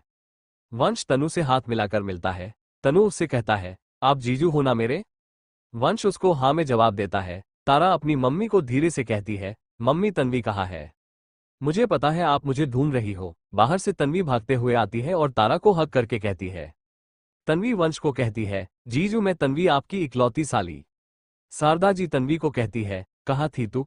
मैंने तुझे कहा था ना जल्दी आने के लिए, दीदी और जवई जी आ रहे हैं। तन्वी अपनी मम्मी को कहती है, मम्मी मैं तो आ ही रही थी पर पता नहीं कौन अमीर बाप का बिगड़ा बेटा मेरे सामने आ गया और मुझ पर अपनी गाड़ी चढ़ा दी। तारा उसको कहती है, तू थी है ना, लगी नहीं ना तुझे। तन्वी उसको कहती है, उसने तो मुझे मरने की पूरी साजिश कर ली थी, वो तो मैं पीछे हट गई और बच गई। उसको ही सबक सिखाने में टाइम लग गया। तन्वी नानाजी को कहती है, नानाजी आप सही कहते हो, ये अमीर बाप के बच्चे इस ही होते हैं। अब किसी भी लड़की को टक्कर मारने से पहले वो लड़का 1000 बार सोचेगा। शारदा जी तन्वी को धीरे से डांटते हुए कहती है, क्या बोल रही है तू, ये तो देख सामने कौन है। तन्वी वंश को देखती है और रियलाइज करती है वो क्या बोल रही थी। वो वंश को कहती है, जीजू मैं आपके लिए नहीं कह रही थी, सभी अमीर लड़के एक जैसे थोड़ी ना होते होंगे। शारदा जी तारा और तन्वी को लेकर किचन में चली जाती है। वंश, तारा के नानाजी और तनु बाहर बैठे थे। किचन में तारा वंश के लिए कॉफी और बाकी सभी के लिए चाय बना रही थी। तन्वी तारा के गले का पेंडेंट देखकर उसको कहती है, वाह स्माइलिंग फेस दीदी, ये कितना सुंदर है, जीजू ने दिया है क्या आपको। तारा हाँ में सर हिलाती है। तारा की मम्मी उससे पूछती है, ससुराल ने सब सही है ना तेरे, तू खुश है ना। तारा खुश होके उनको कहती है, सब सही है, मैं बहुत खुश हूँ, मॉम तो मुझे बिल्कुल बेटी की तरह रखती है। तन्वी तारा से पूछती है, दीदी आपके ससुराल में कौन कौन है। तारा उसको बताती है, मॉम, सर और सर के छोटे भाई अंश सर। तन्वी तारा को कहती है, दीदी आप अभी भी जीजू को सर कह रही ही, अब तो जान कहो, हब्बी कहो, डालिन कहो। वैसे जीजू आपको क्या कहते हैं। शारदा जी उसके सर पर मार के कहती है, अपनी दीदी को छेड़ना बंद कर और कब दी दीदी को। तन्वी तारा को कब देते हुए धीरे से कहती है, बताओ क्या कहते हैं जीजू आपको। तारा उसकी तरफ देखतो है, फिर किचन से वंश को देखती है। वंश मुस्कुरा कर तनु से बात कर रहा था। तारा कप में कॉफी डालते हुए धीरे से कहती है, एक मिसेज सूर्यवंशी। तन्वी उसके कंधे पर हाथ रखकर कहती है, ओहो मिसेज सूर्यवंशी, हाउ रोमांटिक। तारा अपने कंधे को नीचा करके उसके हाथ को नीचे गिरा देती है। वो अपनी मम्मी के साथ बाहर आ जाती है। वो वंश को कॉफी देती है और अपने नानाजी को और तनु को चाय देती है। चाय पीकर नानाजी तारा और उनकी मां को लेकर रूम में चले जाते हैं। तन्वी से वंश से पूछती है, जीजू आपने दीदी को पहले क्यों नहीं कहा शादी करने के लिए, ऐसे अचानक क्यों कहा था। तनु तन्वी को कहता है, दीदी मम्मी ने कहा था ना जीजू को कोई फालतू सवाल पूछकर परेशान नहीं करना है। तन्वी तनु को कहती है, ये तो पूछ ही सकती हूँ, मोहल्ले वाले सुबह मम्मी से पूछ रहे थे, जीजू बता देंगे। तभी नानाजी रूम के बाहर आ जाते हैं, उनको देखकर तन्वी चुप हो जाती है। जब बहुत देर तक वंश को तारा नहीं दिखाई देती तो वो तन्वी से पूछता है, तारा कहाँ है? तन्वी उसे धीरे से कहती है, जीजू आपकी मिसेज सूर्यवंशी साड़ी बांधकर तैयार हो रही है, मैं लेकर आती हूँ उनको। तन्वी तारा के रूम में चली जाती है। कुछ देर बाद तारा साड़ी पहनकर आती है, उसने घूंघट कर रखा था। वंश को थोड़ा अजीब लगता है उसको घूंघट में देखकर। वंश तारा को कहता है, तारा आपने घूंघट क्यों कर रखा है? किशोर जी वंश को कहते हैं, हमारे घर की बेटियां अपने पति के सामने बिना घूंघट के नहीं रहती हैं। वंश उनको कहता है, घूंघट की जरूरत नहीं है पर हमारे घर में नहीं होता ये सब, इन सब चीजों को कौन मानता है आजकल? किशोर जी वंश को कहते हैं, हम मानते हैं। तारा अपने कमरे में चली जाती है। थोड़ी देर बाद वंश को खाना परोसा जाता है। वंश, तनु और नानाजी साथ खाना खा रहे थे। वंश तनु को कहता है, तारा और मम्मी और तन्वी खाना नहीं खाएगी, वो भी हमारे साथ ही खाना खा लेती। वंश शारदा जी को कहता है, मम्मी आप तारा को भी बुला लीजिए, उन्होंने भी सुबह से खाना नहीं खाया। तनु वंश को कहता है, दीदी तो आपके बाद खाना खाएंगी ना? वंश तनु को कहता है, अभी बुला लो उनको, मेरे साथ खा लेगी वो, जाओ बुला के लाओ। किशोर जी वंश को कहते हैं, पति के साथ बैठकर खाना नहीं खाते, उसके खाना खाने के बाद ही खाना खाती है पत्नी। वंश किशोर जी को कहता है, पर नाना जी, तारा। शारदा जी वंश की बात को रोकते हुए उसे कहती है, दामाद जी आप खाना खाए, वो खा लेगी बाद में, मैं और तन्वी खा लेंगे उसके साथ। वंश खाना खाने लगता है। तन्वी किचन से रोटी बनाते हुए वंश की सारी बातें सुन रही थी। वो सारी रोटियां बनाकर तारा के कमरे में जाती है। तन्वी तारा को कहती है, जीजू आप खाना खाने के लिए बुला रहे थे, पर नानाजी ने मना कर दिया। तारा को वंश की टेंशन हो रही थी, को तन्वी को कहती है, ये सर समझते क्यों नहीं है, हमारा घर उनके घर की तरह नहीं है, उनका घर में अलग चीज होती है, हमारे घर में अलग होती है, हमें हर काम नानाजी के कहने के मुताबिक ही करना पड़ता है, नानाजी कुछ कहकर उनको नाराज ना कर दे। तन्वी तारा को कहती है, अभी तक तो ठीक ही है, नानाजी ने भी कुछ भी नहीं कहा जीजू को। तारा तन्वी को कहती है, बस जल्दी से शाम हो जाए। तन्वी तारा को कहती है, ओहो, ससुराल जाने की इतनी जल्दी? तारा तन्वी को गुस्से में कहती है, मैं मजाक के मूड में नहीं हूं। तन्वी तारा को मुंह बनाकर कहती है, जीजू के सामने भी ऐसे ही गुस्से में रहती हो क्या आप? मेरे बेचारे जीजू कितने शांत है, आप कैसे मिल गए उनको? तारा तन्वी को कहती है, सही कहा, मुझे तो होना ही नहीं चाहिए था वहां, वो तो किसी और की जगह थी। तन्वी उसकी कंफ्यूज होके पूछती है, मतलब क्या है आप, क्या क्या सही क्या मैंने? तारा उसको कहती है, कोई मतलब नहीं है, जा बाहर मम्मी की मदद कर, मैं थक गई हूं। तारा और वंश को रात का खाना खिलाकर 9 बजे घर वापस भेज रहे थे। तारा अपनी मम्मी और तन्वी के गले मिलकर रो रही थी। सही मायनों में तो आज ही उसकी विदाई हो रही थी। तारा और वंश किशोर जी और शारदा जी के पैर छूते हैं, फिर वो दोनों कार में बैठ जाते हैं। पूरे रास्ते उन दोनों के बीच कोई बात नहीं होती है। 1 घंटे में वो दोनों सूर्यवंशी हाउस आ जाते हैं। यशोदा जी और अंश सो चुके थे। तारा और वंश रूम में जाते हैं अपने। तारा ने अभी भी घूंघट ले रखा था। वंश तारा को कहता है, आप ठीक हो ना मिसेज सूर्यवंशी? तारा कुछ भी नहीं बोलती और हाँ में सर हिलाकर अपने लिए कपड़े निकालने लगती है। सुबह वाली सारी शॉपिंग के कपड़े उनके कपबाड़ में जचा दिए गए थे। वंश तारा को कहता है, तारा अब आप घूंघट हटा सकती है। तारा उसको कहती है, नानाजी ने मना किया है आपके सामने घूंघट हटाने से, उन्होंने कहा है पति के सामने घूंघट में ही रहना चाहिए। वंश तारा का घूंघट हटाते हुए उसको कहता है, वो रूल वहां के लिए था, यहाँ के लिए नहीं है, अब हटा सकते हो आप इसे। वंश देखता है कि तारा का एक साइड का गाल पूरा लाल हो रहा है। वो उसे पूछता है, मिसेज सूर्यवंशी क्या हुआ था, आपका गाल लाल क्यों हो रहा है, आपको किसी चीज से एलर्जी हो गई क्या, मैं डॉक्टर को बुलाता? तारा उसको कहती है, सर मुझे किसी चीज से एलर्जी नहीं है, किसी मच्छर ने काट लिया होगा। तारा वॉशरूम में चली जाती है और टी शर्ट पायजामा पहनकर आती है। तारा बेड पर सोने के लिए जाने लगती है, पर वंश उसका हाथ पकड़कर उसको रोक लेता है। वंश उसको कहता है, तारा क्या हुआ था, आप मुझसे क्या छुपा रही हो, मेरा जानने का हक है, आप उससे जुड़ी हुई हर चीज से, पति पत्नी है हम, पति नहीं तो बॉस समझकर भी हर चीज शेयर कर सकती हो आप मुझसे सब कुछ, मुझ पर विश्वास नहीं है क्या आपको? 1 साल से जानते हैं हम एक दूसरे को। तारा कुछ भी नहीं बोलती, बस रोने लगती है। वंश उसको इसे रोता देखकर उसे हग कर लेता है। गले लगते ही तारा और रोने लगती है। तारा के इस रोने से वंश को कुछ भी समझ में नहीं आता। वंश तारा को प्यार से पूछता है, क्या हुआ तारा, आप मेरी किसी बात से हट हो? मैंने कुछ कहा है? आई एम सॉरी, मैंने कुछ बोल दिया हो तो आपको यकीन मानिए मैंने कुछ भी जानबूझकर नहीं किया था। तारा कुछ भी नहीं बोलती और ना मैं सर हिलाती है। वंश उसके सर पर हाथ फेरते हुए उसे प्यार से पूछता है, किसी ने मारा है आपको? तारा डरते हुए हाँ में सर हिलाती है। वो उन्हें गुस्से में पूछता है, किसने किया है ये? तारा कुछ भी नहीं बोलती। वंश की गुस्से वाली आवाज सुनकर वो जल्दी से अपना सर ना में हिलाती है। वंश उसको गुस्से में कहता है, तारा आप मुझे नहीं बताएंगी तो मैं अपने लेवल पर भी पता लगा सकता हूँ। आप मेरी पावर जानती है ना? अब मुझे बताओ किसने किया है ये? किसमें इतनी हिम्मत हो गई कि उसने वंश सूर्यवंशी की वाइफ पर हाथ उठाया? तारा डर लग रहा था। वो रोते हुए बोलती है, नाना जी ने वो गुस्सा हो गए हमारी शादी से। उनको ये लग रहा है मैंने आपसे भागकर शादी की है। उन्होंने मेरी कोई बात नहीं सुनी। मम्मी ने भी समझाया उनको, उनकी बात भी नहीं सुनी। मुझे जीन्स टॉप में देखकर भी उनको गुस्सा आ गया। उन्होंने कहा कि मैं अपने संस्कार भूल गई हूँ। घर के बाहर जाते ही उन्होंने ये भी कहा मुझे कि मैंने आपको फंसाया है। मैंने आपसे कहा शादी करने के लिए क्योंकि आप अमीर हो। तभी मैंने आपके पीए की नौकरी की थी। मीटिंग का बहाना बनाकर 1 हफ्ते तक आपके साथ थी। आपके पैसों के लिए शादी की मैंने आपसे। सारा प्लान मेरा था। न्यूज में देखा उनको वो सब कुछ।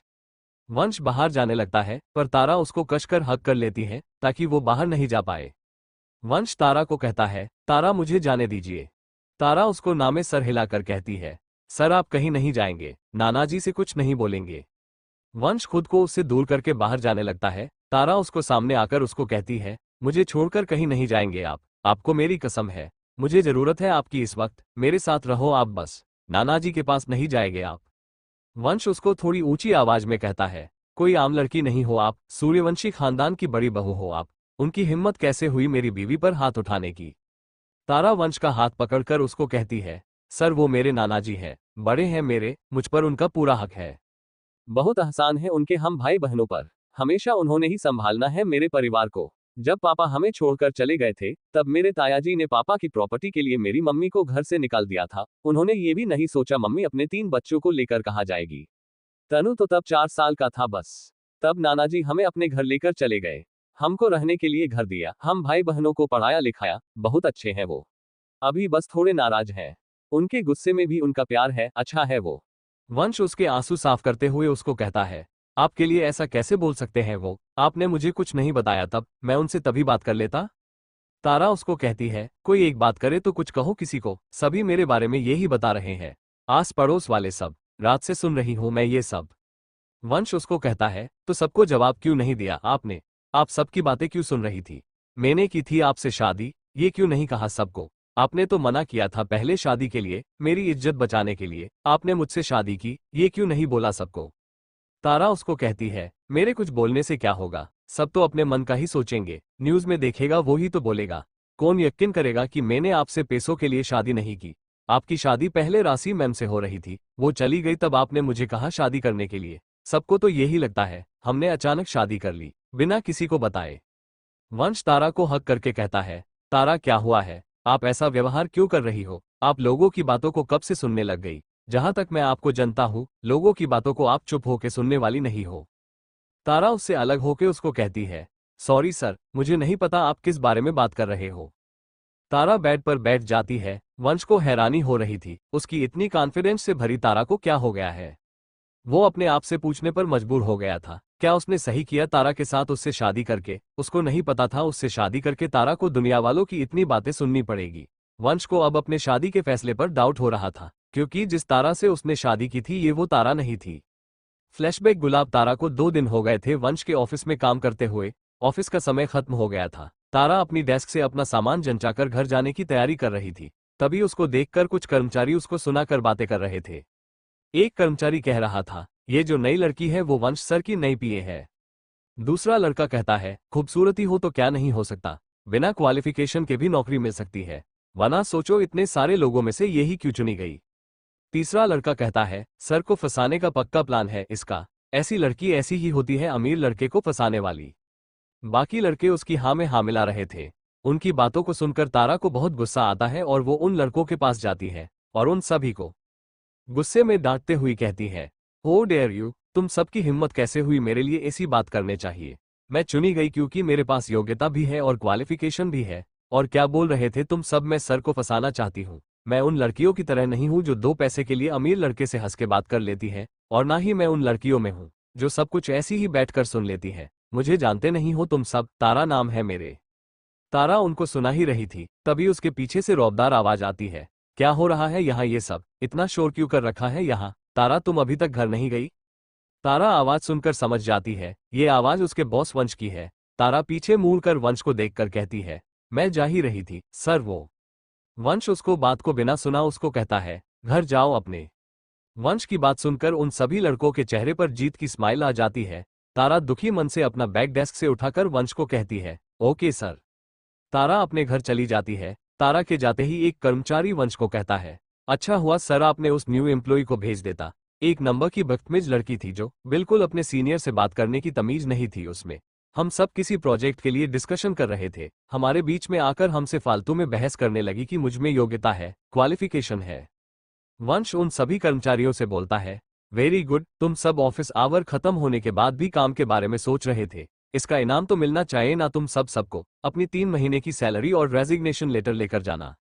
वंश अपने एचआर को उनका तरफ देखकर ईसरा करता है और बिना उन कर्मचारियों की कोई बात सुने वो भी घर चला जाता है। कुछ ही देर में एचआर उन सभी लड़कों को उनका 3 महीने की सैलरी और रेजिग्नेशन लेटर दे देते हैं।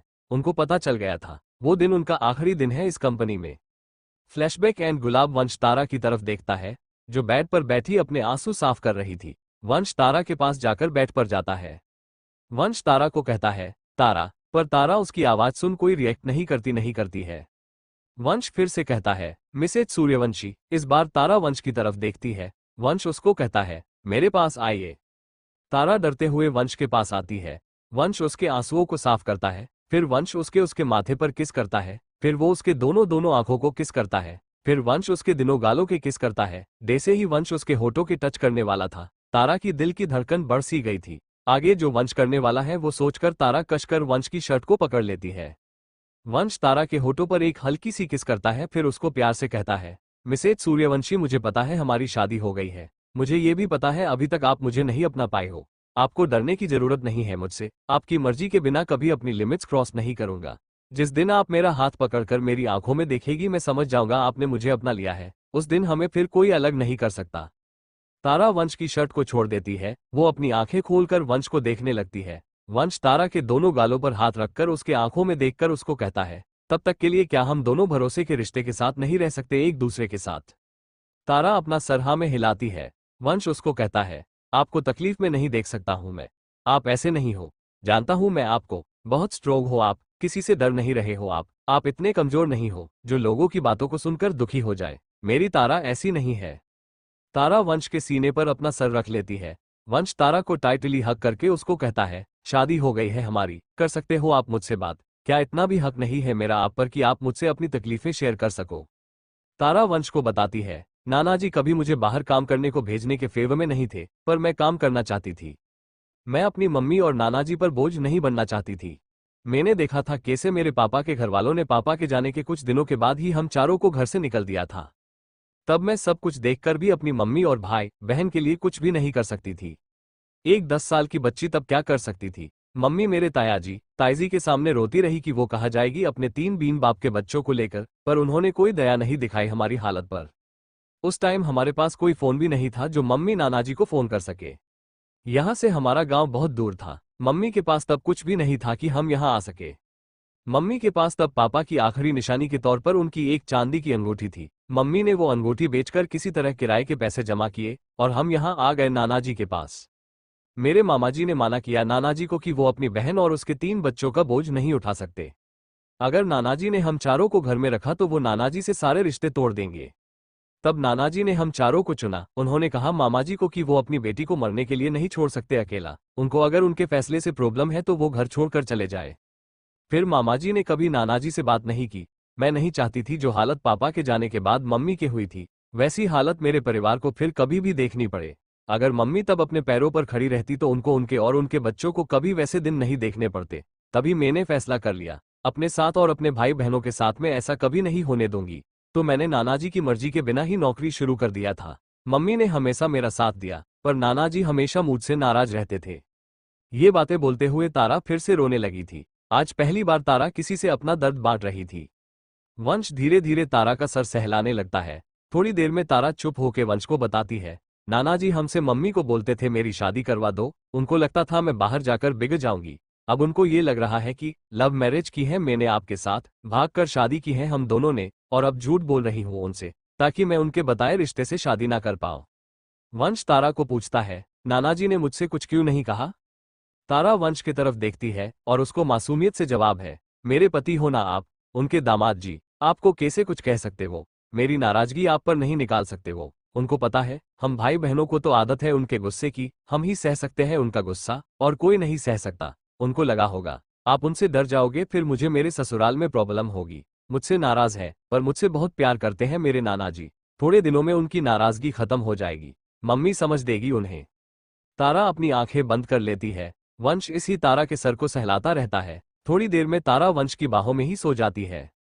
वंश तारा हक किए हुए सो रहा था। वो अपने मन में सोच रहा था, मुझे नहीं पता मैं कैसा हस्बैंड हूँ पर मुझे किसी ने कहा था मैं बहुत अच्छा हस्बैंड बनूंगा। फ्लैशबैक गुलाब राशि और वंश की शादी से एक दिन पहले तारा होटल की छत पर जाती है आधी रात को। वहां पर कोई पहले से ही खड़ा था, वो भी उसके पास जाकर खड़ी हो जाती है। पास खड़ा हुआ इंसान को जब एहसास होता है किसी की मौजूदगी का तो वो उसे कहता है, इतनी रात को यहाँ क्या कर रही हो, नींद नहीं आ रही? वो इंसान कोई और नहीं वंश था। तारा उसको कहती है, टेंशन हो रही है सर। वंश उसे कहता है, कल शादी मेरी है, टेंशन तुम्हें क्यों हो रही है? तारा उसको कहती है, शादी तो मैं ही करवा रही हूं ना आप दोनों की। वंश उसको कहता है तुम पर विश्वास, तभी मैंने तुम्हें दी है सारी जिम्मेदारी। ठीक से ही करोगी तुम सारा काम, सब संभाल लोगी तुम, एजे बॉस इतना तो पता है तुम्हारे लिए। तारा वंश को कहती है, सर मेरा पहला प्रोजेक्ट है, सही नहीं हुआ तो? वंश उसको कहता है, तुम्हें कब से खुद पर डाउट होने लगा? तारा उसे कहती है, कोई गड़बड़ हो गई तो? वंश उसे कहता है, डोंट वरी, तुम्हें नौकरी से नहीं निकालूंगा। दोनों थोड़ी देर तक कुछ भी नहीं बोलते, बस नज़ारों को देखते रहते हैं। तारा वंश से पूछती है, सर आप इतनी रात को यहाँ क्या कर रहे हो? वंश उसे जवाब देता है, नर्वस हो रहा हूँ। तारा वंश को कहता है, सर आप कब से नर्वस होने लगे? वंश उसे कहता है, लाइफ चेंज होने वाली है मेरी पूरी, मेरी बेस्ट फ्रेंड मेरी वाइफ बन जाएगी। मुझे नहीं पता ये सही हो रहा है या नहीं। एज ए फ्रेंड हम साथ में बहुत कंफर्टेबल है, जो दिल में आता है एक दूसरे को बोल देते हैं। मुझसे ये नया रिश्ता सही से नहीं निभाया गया तो मेरे दोस्त की जिंदगी बर्बाद हो जाएगी। तारा वंश को कहती है, नर्वस होने की जरूरत नहीं है सर, आपको तो खुश होना चाहिए। आप अपने बेस्ट फ्रेंड से शादी कर रहे हो, अपने प्यार से। ऐसा प्यार जो आपके सामने है, आपके पास है। सबको उनका प्यार नसीब नहीं होता। किस्मत आपको मौका दे रही है उसका हाथ थामने का, तो आपको बिना कोई देर किए हुए उसका हाथ पकड़ लेना चाहिए पूरी दुनिया के सामने। वंश कुछ भी नहीं बोलता उसकी बात सुनकर। थोड़ी देर बाद वो तारा को कहता है, कल बहुत काम है, रात ज्यादा हो गई है, सो जाओ। तारा वंश को कहती है, आप भी सो जाओ सर, कल सब सही होगा। आप बहुत अच्छे हस्बैंड बनोगे। एजेपी इतना तो बता सकती हूँ मैं आपके लिए। सोने जाती हूँ मैं, गुड नाइट। वंश उसे कहता है, गुड नाइट। तारा नीचे अपने कमरे में चली जाती है सोने के लिए। उसे अब वंश से बात करके अच्छा फील हो रहा था। वंश अपने मन में सोचता है, जैसा तुम बोल रही हो वैसा ही हो, कल सब सही हो। थोड़ी देर में वंश भी नीचे चला जाता है। गुलाब फ्लैश बैक एंड। अगले दिन गुलाब तारा उठती है तब वो देखती है वो और वंश एक दूसरे के बहुत ज्यादा पास है। तारा वंश के चेहरे की तरफ देखने लगती है। उसके देखते ही तारा को उसकी और वंश की रात की नजदीकी याद आने लगती है। वंश की कई बातें याद आने लगती है जिसके बारे में सोचकर तारा खुद को शर्माने से रोक नहीं पाती है। वो फिर से वंश के सीने पर सर रखकर उसके दिल की धड़कन सुनने लगती है। स्वर सीने से तेरे सर को लगा के सुनती मैं रहूं नाम अपना। सीने से तेरे सर को लगा के सुनती मैं रहूं नाम अपना स्वर। तारा एक नजर उठाकर वंश को देखती है। वो सोते हुए बहुत ज्यादा शांत लग रहा था। अब उसके चेहरे पर बिल्कुल भी बॉस वाला लुक नहीं था। वो किसी मासूम से बच्चे की तरह लग रहा था। उसके बाल बिखरे हुए थे। स्वर ओ लिख दी तेरे नाल जिंदगी जानिए बस रहना तेरे नाल वे जुड़िए। रहना तो पल पल दिल के पास जुड़ी रहे तुझसे हर एक सांस। सीने से तेरे सर को लगा के सुनता मैं रहूं नाम अपना स्वर। वंश को देखते ही तारा के चेहरे पर मुस्कुराहट आ जाती है। उसका मन हो रहा था वो अपने हाथों से वंश के बालों को सही करे। वो अपने हाथ को उसके बालों की तरफ ले जाती है। तभी तारा की नजर दीवार पर लगी वंश और राशि की फोटो पर जाती है तो वो घबरा कर वंश से दूर हो जाती है। तारा अपने मन में सोच रही थी, ये तो क्या कर रही है तारा? वंश सर ने तुझसे मजबूरी में शादी की है, क्यों तू खुद को झूठी उम्मीद दे रही है? इस जगह पर तुझे नहीं राशि मैम को होना चाहिए था। कल को राशि मैम वापस आ जाएगी तो तू क्या करेगी? तुझे लगता है क्या सर तुझमें से या राशि मैम में से तुझे चुनेंगे? क्या है तू राशि मैम के सामने? कुछ भी नहीं। ये खुशियां बस 2 पल की है। खुद को इनकी आदत नहीं डलवा। जब सपने टूटेंगे तो सबसे ज्यादा तकलीफ तुझे ही होगी बस। तारा बेड से उठने लगती है तभी वंश भी उठ जाता है। वंश तारा से पूछता है, तारा आप ठीक हो ना? तारा जवाब देती है, जी सर, मैं ठीक हूँ। तारा उसे बिना देखे जवाब देती है, क्योंकि उसकी आंखें भर आई थी वो बातें सोचते सोचते। वो जल्दी से अपने आंसू साफ करती थी, क्योंकि वो नहीं चाहती थी वंश उसकी आंखों में आंसू देखे। वंश उसको पूछता है, अब बेटर फील हो रहा है ना आपको? तारा उसकी तरफ देखकर मुस्कुराकर जवाब देती है, जी सर। थोड़ी देर बाद तारा और वंश तैयार होकर नीचे जाते हैं। तारा ने जिन टॉप पहन रखा था, जो काल वंश ने उसके लिए खरीदे थे। अंश और यशोदा जी डाइनिंग टेबल पर उन दोनों का इंतजार कर रहे थे। तारा और वंश भी उनको ज्वाइन करते हैं। अंश तारा को कहता है, गुड मॉर्निंग मिस तारा। तारा अंश को जवाब देती है, good morning sir. Yashoda ji अंश को कहती है, ये मिस तारा क्या है, भाभी बोल। बड़े भाई की वाइफ को नाम लेकर कोई बुलाता है क्या? यशोदा जी फिर तारा को कहती है, और तुम भी तारा इसे अंश बोल सकती हो, ये देवर है तुम्हारा, रिश्ते में तुमसे छोटा है। अंश यशोदा जी से कहता है, रिश्ते में छोटा हुआ तो क्या हुआ मॉम, उम्र में तो बड़ा हूं मैं तारा भाभी से, वो भी पूरे 1 साल। अंश तारा को कहता है, भाभी आप डिसाइड करो आप मुझे क्या बुलाओगी। अच्छा है भाई की शादी राशि से नहीं हुई, वो तो मुझसे 2 साल बड़ी थी। उससे भाई की शादी होती तो मुझ पर रोब जमाती रहती पूरा दिन। सर पर चढ़ा रखा था भाई ने उसे, सर पर नाचती मेरे। वंश अंश को घूर कर देखने लगता है। उसके इस देखने पर अंश तारा को कहता है, भाभी देख लो आपके ये खड़ूस पति मुझे कैसे देख रहे हैं। पता नहीं वो राशि इनको क्यों इतनी पसंद थी, मुझे तो बिल्कुल पसंद नहीं थी वो। यशोदा जी वंश को कहती है, सही नहीं किया उससे, इस घर में दोबारा नहीं आनी चाहिए वो, ना ही तो उससे कभी मिलेगा जीवन में। वंश यशोदा जी से कहता है, मॉम प्लीज आप कब तक? यशोदा जी को पता था उनका बेटा अपनी दोस्त की ही तरफदारी करेगा, इसीलिए वो उसकी बात पूरी सुने बिना ही तारा से पूछती है, तारा तुम दोनों तैयार होके कहाँ जा रहे हो? अंश यशोदा जी को कहता है, मॉम ये भी कोई पूछने वाली बात है क्या, डेट पर जा रहे हैं दोनों। शादी से पहले तो बस बिजनेस मीटिंग में गए थे दोनों, अब तो डेट पर ही जाएंगे ना। तारा के गले में खाना अटक जाता है, उसकी बातें सुनकर उसको खांसी आने लगती है। वंश जल्दी उसे पानी देता है। तारा पानी पी के यशोदा जी को बोलती है, ऑफिस जा रही है हम मॉम। यशोदा जी वंश को कहती है, 2 दिन हुए हैं शादी को और तुम दोनों ऑफिस जा रहे हो। वंश यशोदा जी को कहता है, शादी की वजह से बहुत सारा काम पेंडिंग था मॉम, जाना जरूरी है। अंश वंश को कहता है, बड़े बोरिंग हो भाई आप, डेट पर ले जाने की जगह अपनी वाइफ को ऑफिस ले जा रहे हो। अंश तारा को कहता है, भाभी मैं तो बोलता हूँ आप मेरा ऑफिस ज्वाइन कर लो, भाई की नौकरी छोड़ दो, घर में भी भाई देखेंगे ऑफिस में भी भाई देखेंगे, बोर हो जाएंगे आप अपने हैंडसम देवर के साथ रहो।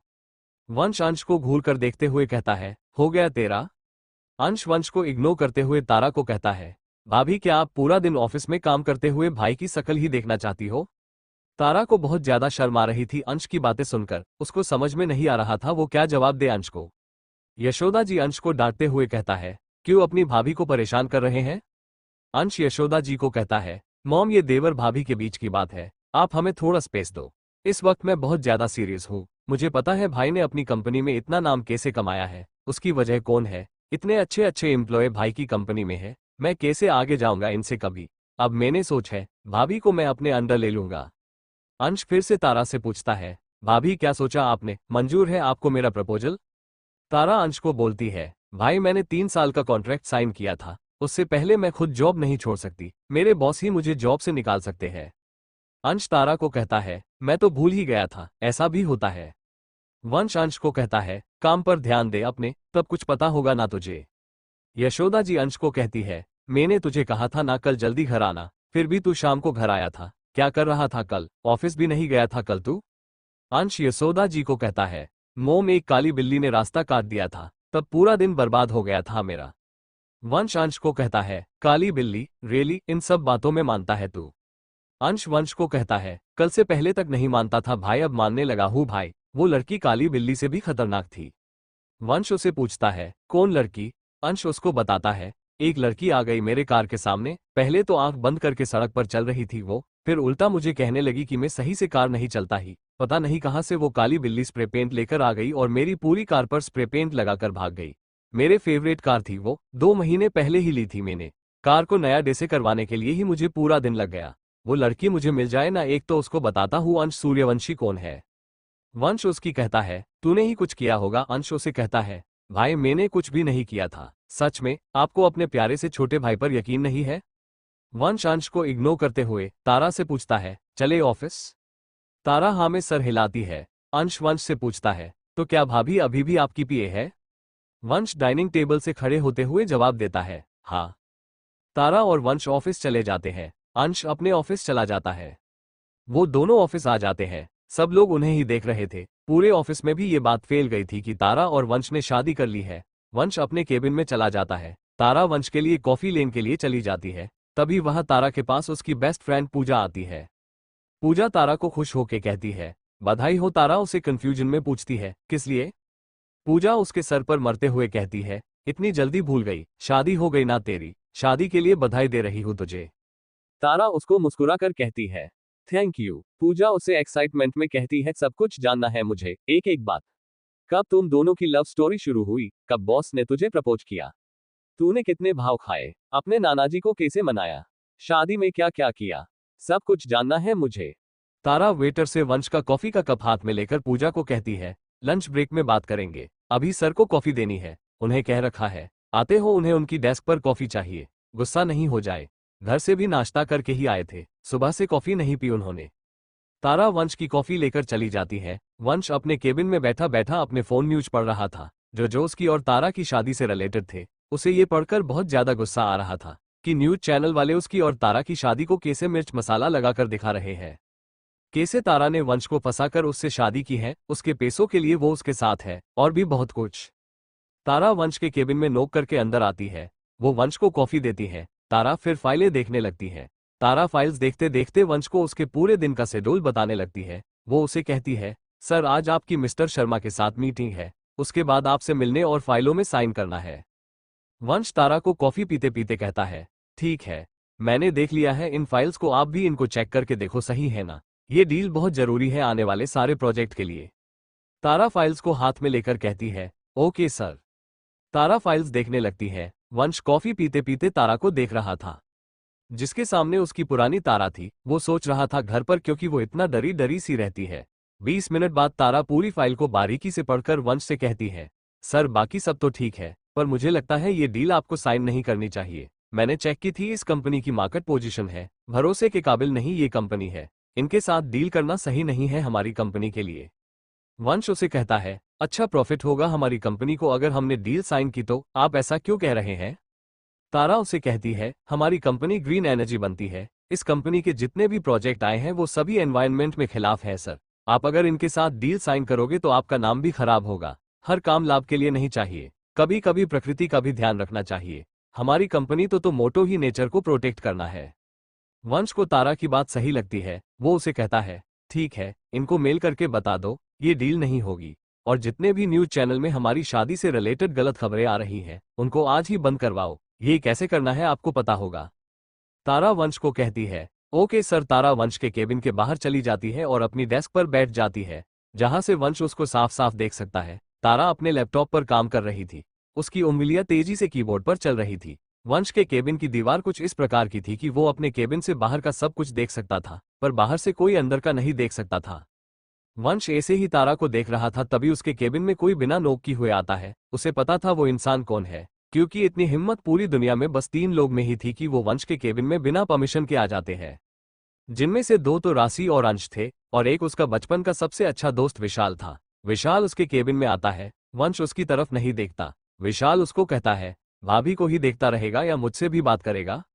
वंश उसकी तरफ देखता है, जो उसकी तरफ दांत दिखाकर मुस्कुरा रहा, तो वंश को उसको देखकर बहुत ज्यादा गुस्सा आता है।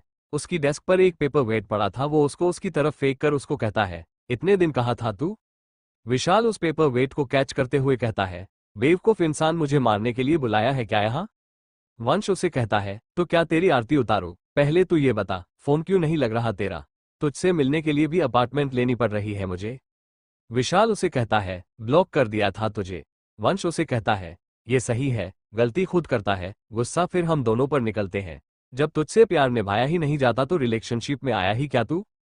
विशाल उसे कहता है, रिलेशनशिप की बात कौन कर रहा है? पहले तो मुझे बता, तू अपनी जिंदगी बर्बाद क्यों कर रहा था राशि के साथ? अगर तुझे भाभी पसंद थी तो पहले ही इनसे शादी कर लेता। राशि से शादी करने की क्या जरूरत थी तुझे? वंश उसे कहता है, बस कर अब, बहुत सुन ली तेरी बातें, सारी गलती तेरी है। विशाल उसे कहता है, ये सही है, शादी तुम दोनों कर रहे थे और गलत मैं हूं। वंश उसे कहता है, अब तो तारा से ही गई ना शादी। विशाल उसे खुश होके कहता है, तभी तो खुश हो तेरे लिए और आ गया तुझसे मिलने, कांग्रेस। वंश अपनी कुर्सी से उठा है और उसको हक करता है। फिर विशाल उसकी डेस्क पर बैठ जाता है और उसे पूछता है, एक बात बता, भाभी से कब हुआ तुझे प्यार? वंश उसे कहता है, मुझे भी नहीं पता। मुझे नहीं पता मुझे शादी वाले दिन क्या हुआ, मैंने बस बोल दिया मुझे उसकी शादी करनी है। विशाल उसे कहता है, तो तू नहीं करता भाभी से प्यार, फिर शादी क्यों की उनसे?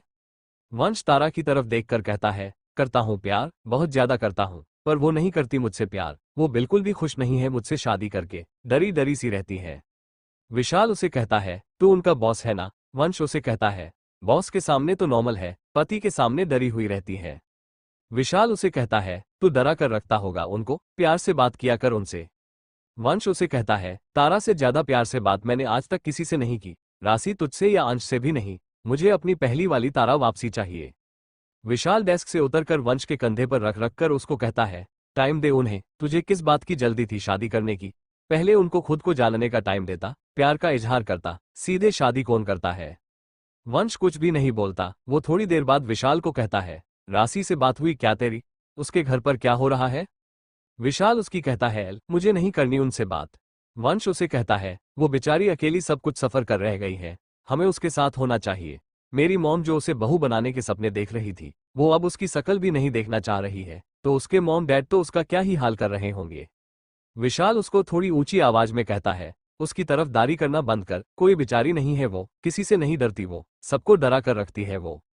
वंश उसे कहता है, वो भाग गई ना, कब तक नाराज रहेगा उससे?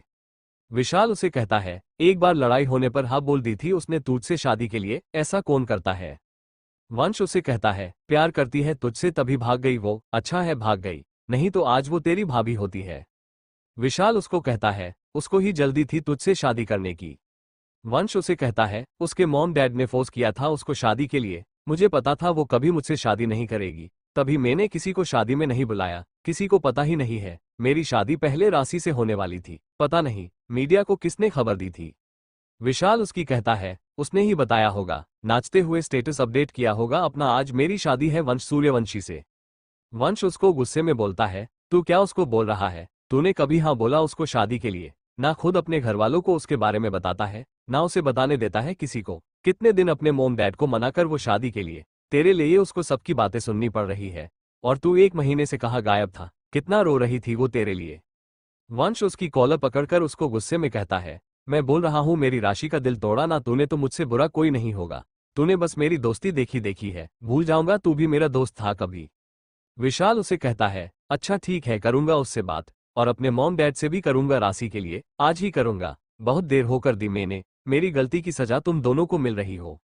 वंश उसकी कॉलर छोड़ देता है और उसकी शर्ट ठीक करते हुए बोलता है, ये काम 1 महीने पहले नहीं कर सकता था तू? विशाल उसकी कहता है, ठीक है सॉरी, सारी मेरी गलती थी। वंश उसको कहता है, राशि को बोल, उसको चोट पहुंचाई है तूने सबसे ज्यादा। विशाल उसको कहता है, उससे भी मांग लूंगा माफी, सबसे मांग लूंगा। अभी तो जाता हूं मैं, तू भी आजा, लेट नहीं करना, नहीं तो मैं डील कैंसिल कर दूंगा। वंश उसको कहता है, आ रहा हूं मैं, तू जा। विशाल उसके केबिन से चला जाता है। थोड़ी देर में तारा वंश के केबिन में आती है। तारा वंश को कहती है, सर मीटिंग की सारी व्यवस्था हो गई है, सारे क्लिंट आ गए हैं, मिस्टर शर्मा आपका वेट कर रहे हैं। वंश चेयर से उठते हुए कहता है, चलिए। तारा उसे जी सर कर इसके पीछे पीछे चलने लगती है। फिर वंश और विशाल की मीटिंग होती है। मीटिंग के बाद बाकी सभी लोग चले जाते हैं। मीटिंग रूम में सिर्फ वो तीनों ही बचे थे। तारा भी बाहर जाने लगती है। विशाल उसको रोकता है। विशाल तारा को कहता है, भाभी आप कहाँ जा रही हो? तारा विशाल को कहती है, मिस्टर शर्मा लंच ब्रेक का टाइम हो गया है। वंश तारा को कहता है, हमारे साथ लंच कर लो आप। तारा वंश को कहती है, सॉरी सर, मेरे दोस्त मेरा इंतजार कर रहे हैं, उनके साथ ही खाना खाती हूं मैं हमेशा। तारा केबिन के बाहर चली जाती है। विशाल वंश से पूछता है, कौन दोस्त है भाभी की, उनको भी यही बुला ले। वंश उसे कहता है, मुझे नहीं पता। विशाल उसे हैरानी से कहता है, तुझे इतना भी नहीं पता, कैसा पति है तू? वंश उसे कहता है, मुझे कैसे पता होगा, सभी से तारा हंस हंस कर बात करती है, जैसे कि सालों पुरानी दोस्ती हो, बस मुझे छोड़कर। विशाल हंसते हुए बोलता है, तुझे भी ऐसी लड़की से प्यार होना था जो तुझे भाव भी नहीं देता। चल कैंटीन में चल, आज तो भाभी के साथ ही खाना खाएंगे हम दोनों। वंश उसे कहता है, उन्होंने कहा ना वो अपने दोस्तों के साथ खाना खाएगी। विशाल उसका हाथ खींचते हुए कहता है, हम भी उनके दोस्त से दोस्ती कर लेंगे, अब चल। वंश और विशाल कैंटीन में जाते हैं। तारा अपनी दोस्त पूजा के साथ बैठकर खाना खा रही थी। वहां पर वंश और विशाल जाते हैं। विशाल तारा से बोलता है, भाभी हम दोनों भी आप और आपकी फ्रेंड को ज्वाइन कर सकते हैं क्या? तारा कुछ भी नहीं बोलती और पूजा की तरफ देखने लगती है। पूजा मुस्कुराकर विशाल को कहती है, मिस्टर शर्मा, मुझे पूछने की क्या बात है? हाँ जरूर, आप हमें ज्वाइन कर सकते हैं। तभी एक कर्मचारी जिसका नाम ज्ञान था वो भी वही आ जाता है और तारा की पास वाली कुर्सी पर बैठ जाता है। अब तारा के एक तरफ पूजा बैठी थी, दूसरी तरफ ज्ञान बैठा था। ज्ञान भी तारा का बहुत अच्छा दोस्त था। वो हमेशा तारा और पूजा के साथ ही खाना खाता था। ज्ञान तारा और पूजा को शिकायत करते हुए कहता है, इतनी कितनी भूख लगी थी तुम दोनों को? मेरे बिना ही तुम दोनों ने खाना खाना शुरू कर दिया, गलत बात है। विशाल और वंश भी बाकी बची चेयर पर बैठ जाते हैं। ज्ञान पूजा को इसरो में पूछता है, आज सर उनके पास क्यों बैठे हैं? पर पूजा उसे 1 मिनट चुप रहने के लिए इशारा कर देती है।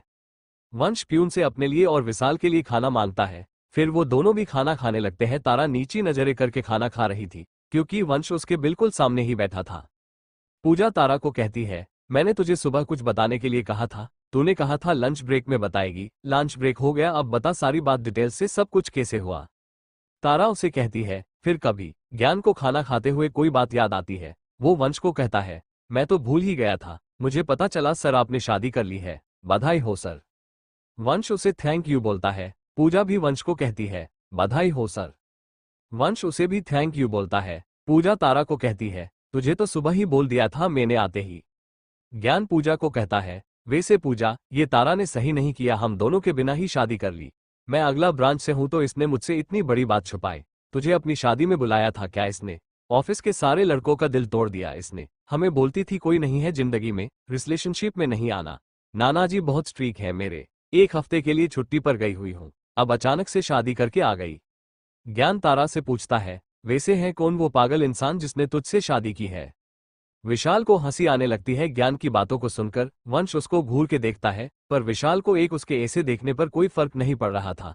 पूजा और तारा को डर लग रहा था वंश का ज्ञान के लिए। विशाल अपनी हंसी को कंट्रोल करते हुए कहता है एक पागल इंसान जिसकी शादी बहुत जल्दी थी। ज्ञान तारा के कहता है, यही तो जानना है तारा, किससे की है तूने शादी? 1 हफ्ते के लिए इसीलिए गायब थी क्या तू? जबरदस्त शादी करवा रही है क्या तेरे नाना जी ने तेरी? खुश नहीं है क्या तू इस शादी से? मुझे बता तू, अगर जबरदस्ती शादी हुई है तो तेरी, मेरे ताऊजी एक बहुत बड़े वकील है, वो तेरा तलाक करवा देंगे। पूजा ज्ञान को चुप रहने का इशारा करती है, वंश की तरफ इशारा करके। तारा भी ज्ञान को कुछ भी नहीं बोलती, वो बस वंश की तरफ देखने लगती है। पूजा के इशारे और तारा के वंश की तरफ देखने की वजह से ज्ञान का ध्यान वंश की तरफ जाता है।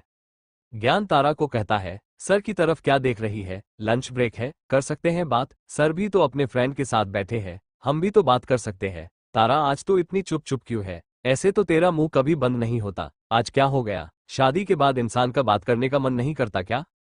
विशाल ज्ञान को कहता है, लग तो यही रह रहा है, ये दोनों नवविवाहित जोड़े कितने चुप चुप हैं। विशाल तारा और वंश को साथ में बोलता है, मैं तो बोलता हूं आप दोनों आपस में ही बात कर लो, अगर आप दोनों के हस्बैंड वाइफ को एक दूसरे से कोई तकलीफ ना हो तो। ज्ञान वंश को कहता है, वैसे सर आज आप बाहर खाना कैसे खा रहे हैं? आप तो हमेशा अपने केबिन में ही खाना खाते हैं ना? विशाल ज्ञान को कहता है, क्योंकि तुम्हारे सर को मेरी भाभी के साथ खाना खाना था। नई नई शादी हुई है ना इसकी, इसलिए इसका अकेला खाना खाने का मन नहीं हो रहा था, तो यहाँ आ गए हम दोनों उनके पास, उनके और उनके दोस्तों को कंपनी देने। ज्ञान विशाल से पूछता है, मैम भी आज ऑफिस आए हैं? विशाल ज्ञान को अपनी हंसी कंट्रोल करते हुए कहता है, आए हैं ना, यही कैंटीन में है। ज्ञान विशाल से पूछता है, तो सर उनके साथ क्यों नहीं खाना खा रहे, हमारे साथ क्यों बैठे हैं? पूजा ज्ञान को कहती है, सर तो सही जगह पर बैठने आए थे, पर उनकी वाइफ के पास तो तू बैठ गया है, सर कैसे बैठे गए? ज्ञान पूजा को कहता है, मैं तो तारा के पास बैठा हूं। विशाल ज्ञान को कहता है, एक्जैक्टली, बिल्कुल ठीक कहा, काफी समझदार हो, देखना जल्दी प्रमोशन होगा तुम्हारा, मैं सिफारिश करूंगा तुम्हारी वंश से। ज्ञान विशाल की बात सुनकर पूजा की तरफ देखता है, वो हाँ में सर हिलाती है। ज्ञान का ध्यान तारा के गले में पहने हुई और टीके डायमंड पेंडेंट पर जाता है। ज्ञान तारा को हैरानी से जोर से बोलता है, तूने सर से शादी की है? सर वो पागल लकी इंसान है, ये कैसा हो गया? ज्ञान के इतना जोर से बोलने से अभी एम्प्लॉय की नजर उन्हीं पर चली जाती है। तारा अपनी चेयर से खड़े होते हुए कहती है, मैंने खाना खा लिया है, आप सब जारी रखें। तारा वहां से चली जाती है, वंश भी उसके पीछे पीछे चला जाता है। ज्ञान पूजा से पूछता है, तारा और सर की सच में शादी हो गई है? पूजा सच सच बता। पूजा उसे कहती है, एक काम कर, गूगल कर ले, पता चल जाएगा। गूगल करने से पहले मुझे ये बता, तेरा नाम ज्ञान ही है ना? सबसे पहले तो तू मुझे उस इंसान का नाम बता जिसने तेरा ये नाम रखा है। तेरे ताऊजी से कहकर उस इंसान पर केस करवाती हूँ। कितने इशारे किए मैंने तुझे चुप रहने के लिए, बोलो ही जा रहा है, बोले जा रहा है। दो दो इतने बड़े इंसान बैठे हैं तेरे सामने, ये नहीं 2 मिनट चुप हो जाए, बोले जा रहा है। राजधानी एक्सप्रेस कहीं का। विशाल पूजा को कहता है, पूजा जी, आप अपने दोस्त को अपनी मैम की शादी की तस्वीरें दिखाओ, मैं भी जाता हूँ अब अपनी गर्लफ्रेंड को मनाने के लिए, मुझे भी अब शादी कर ही लेनी चाहिए। विशाल भी चला जाता है। Thanks for watching. Subscribe for more amazing stories.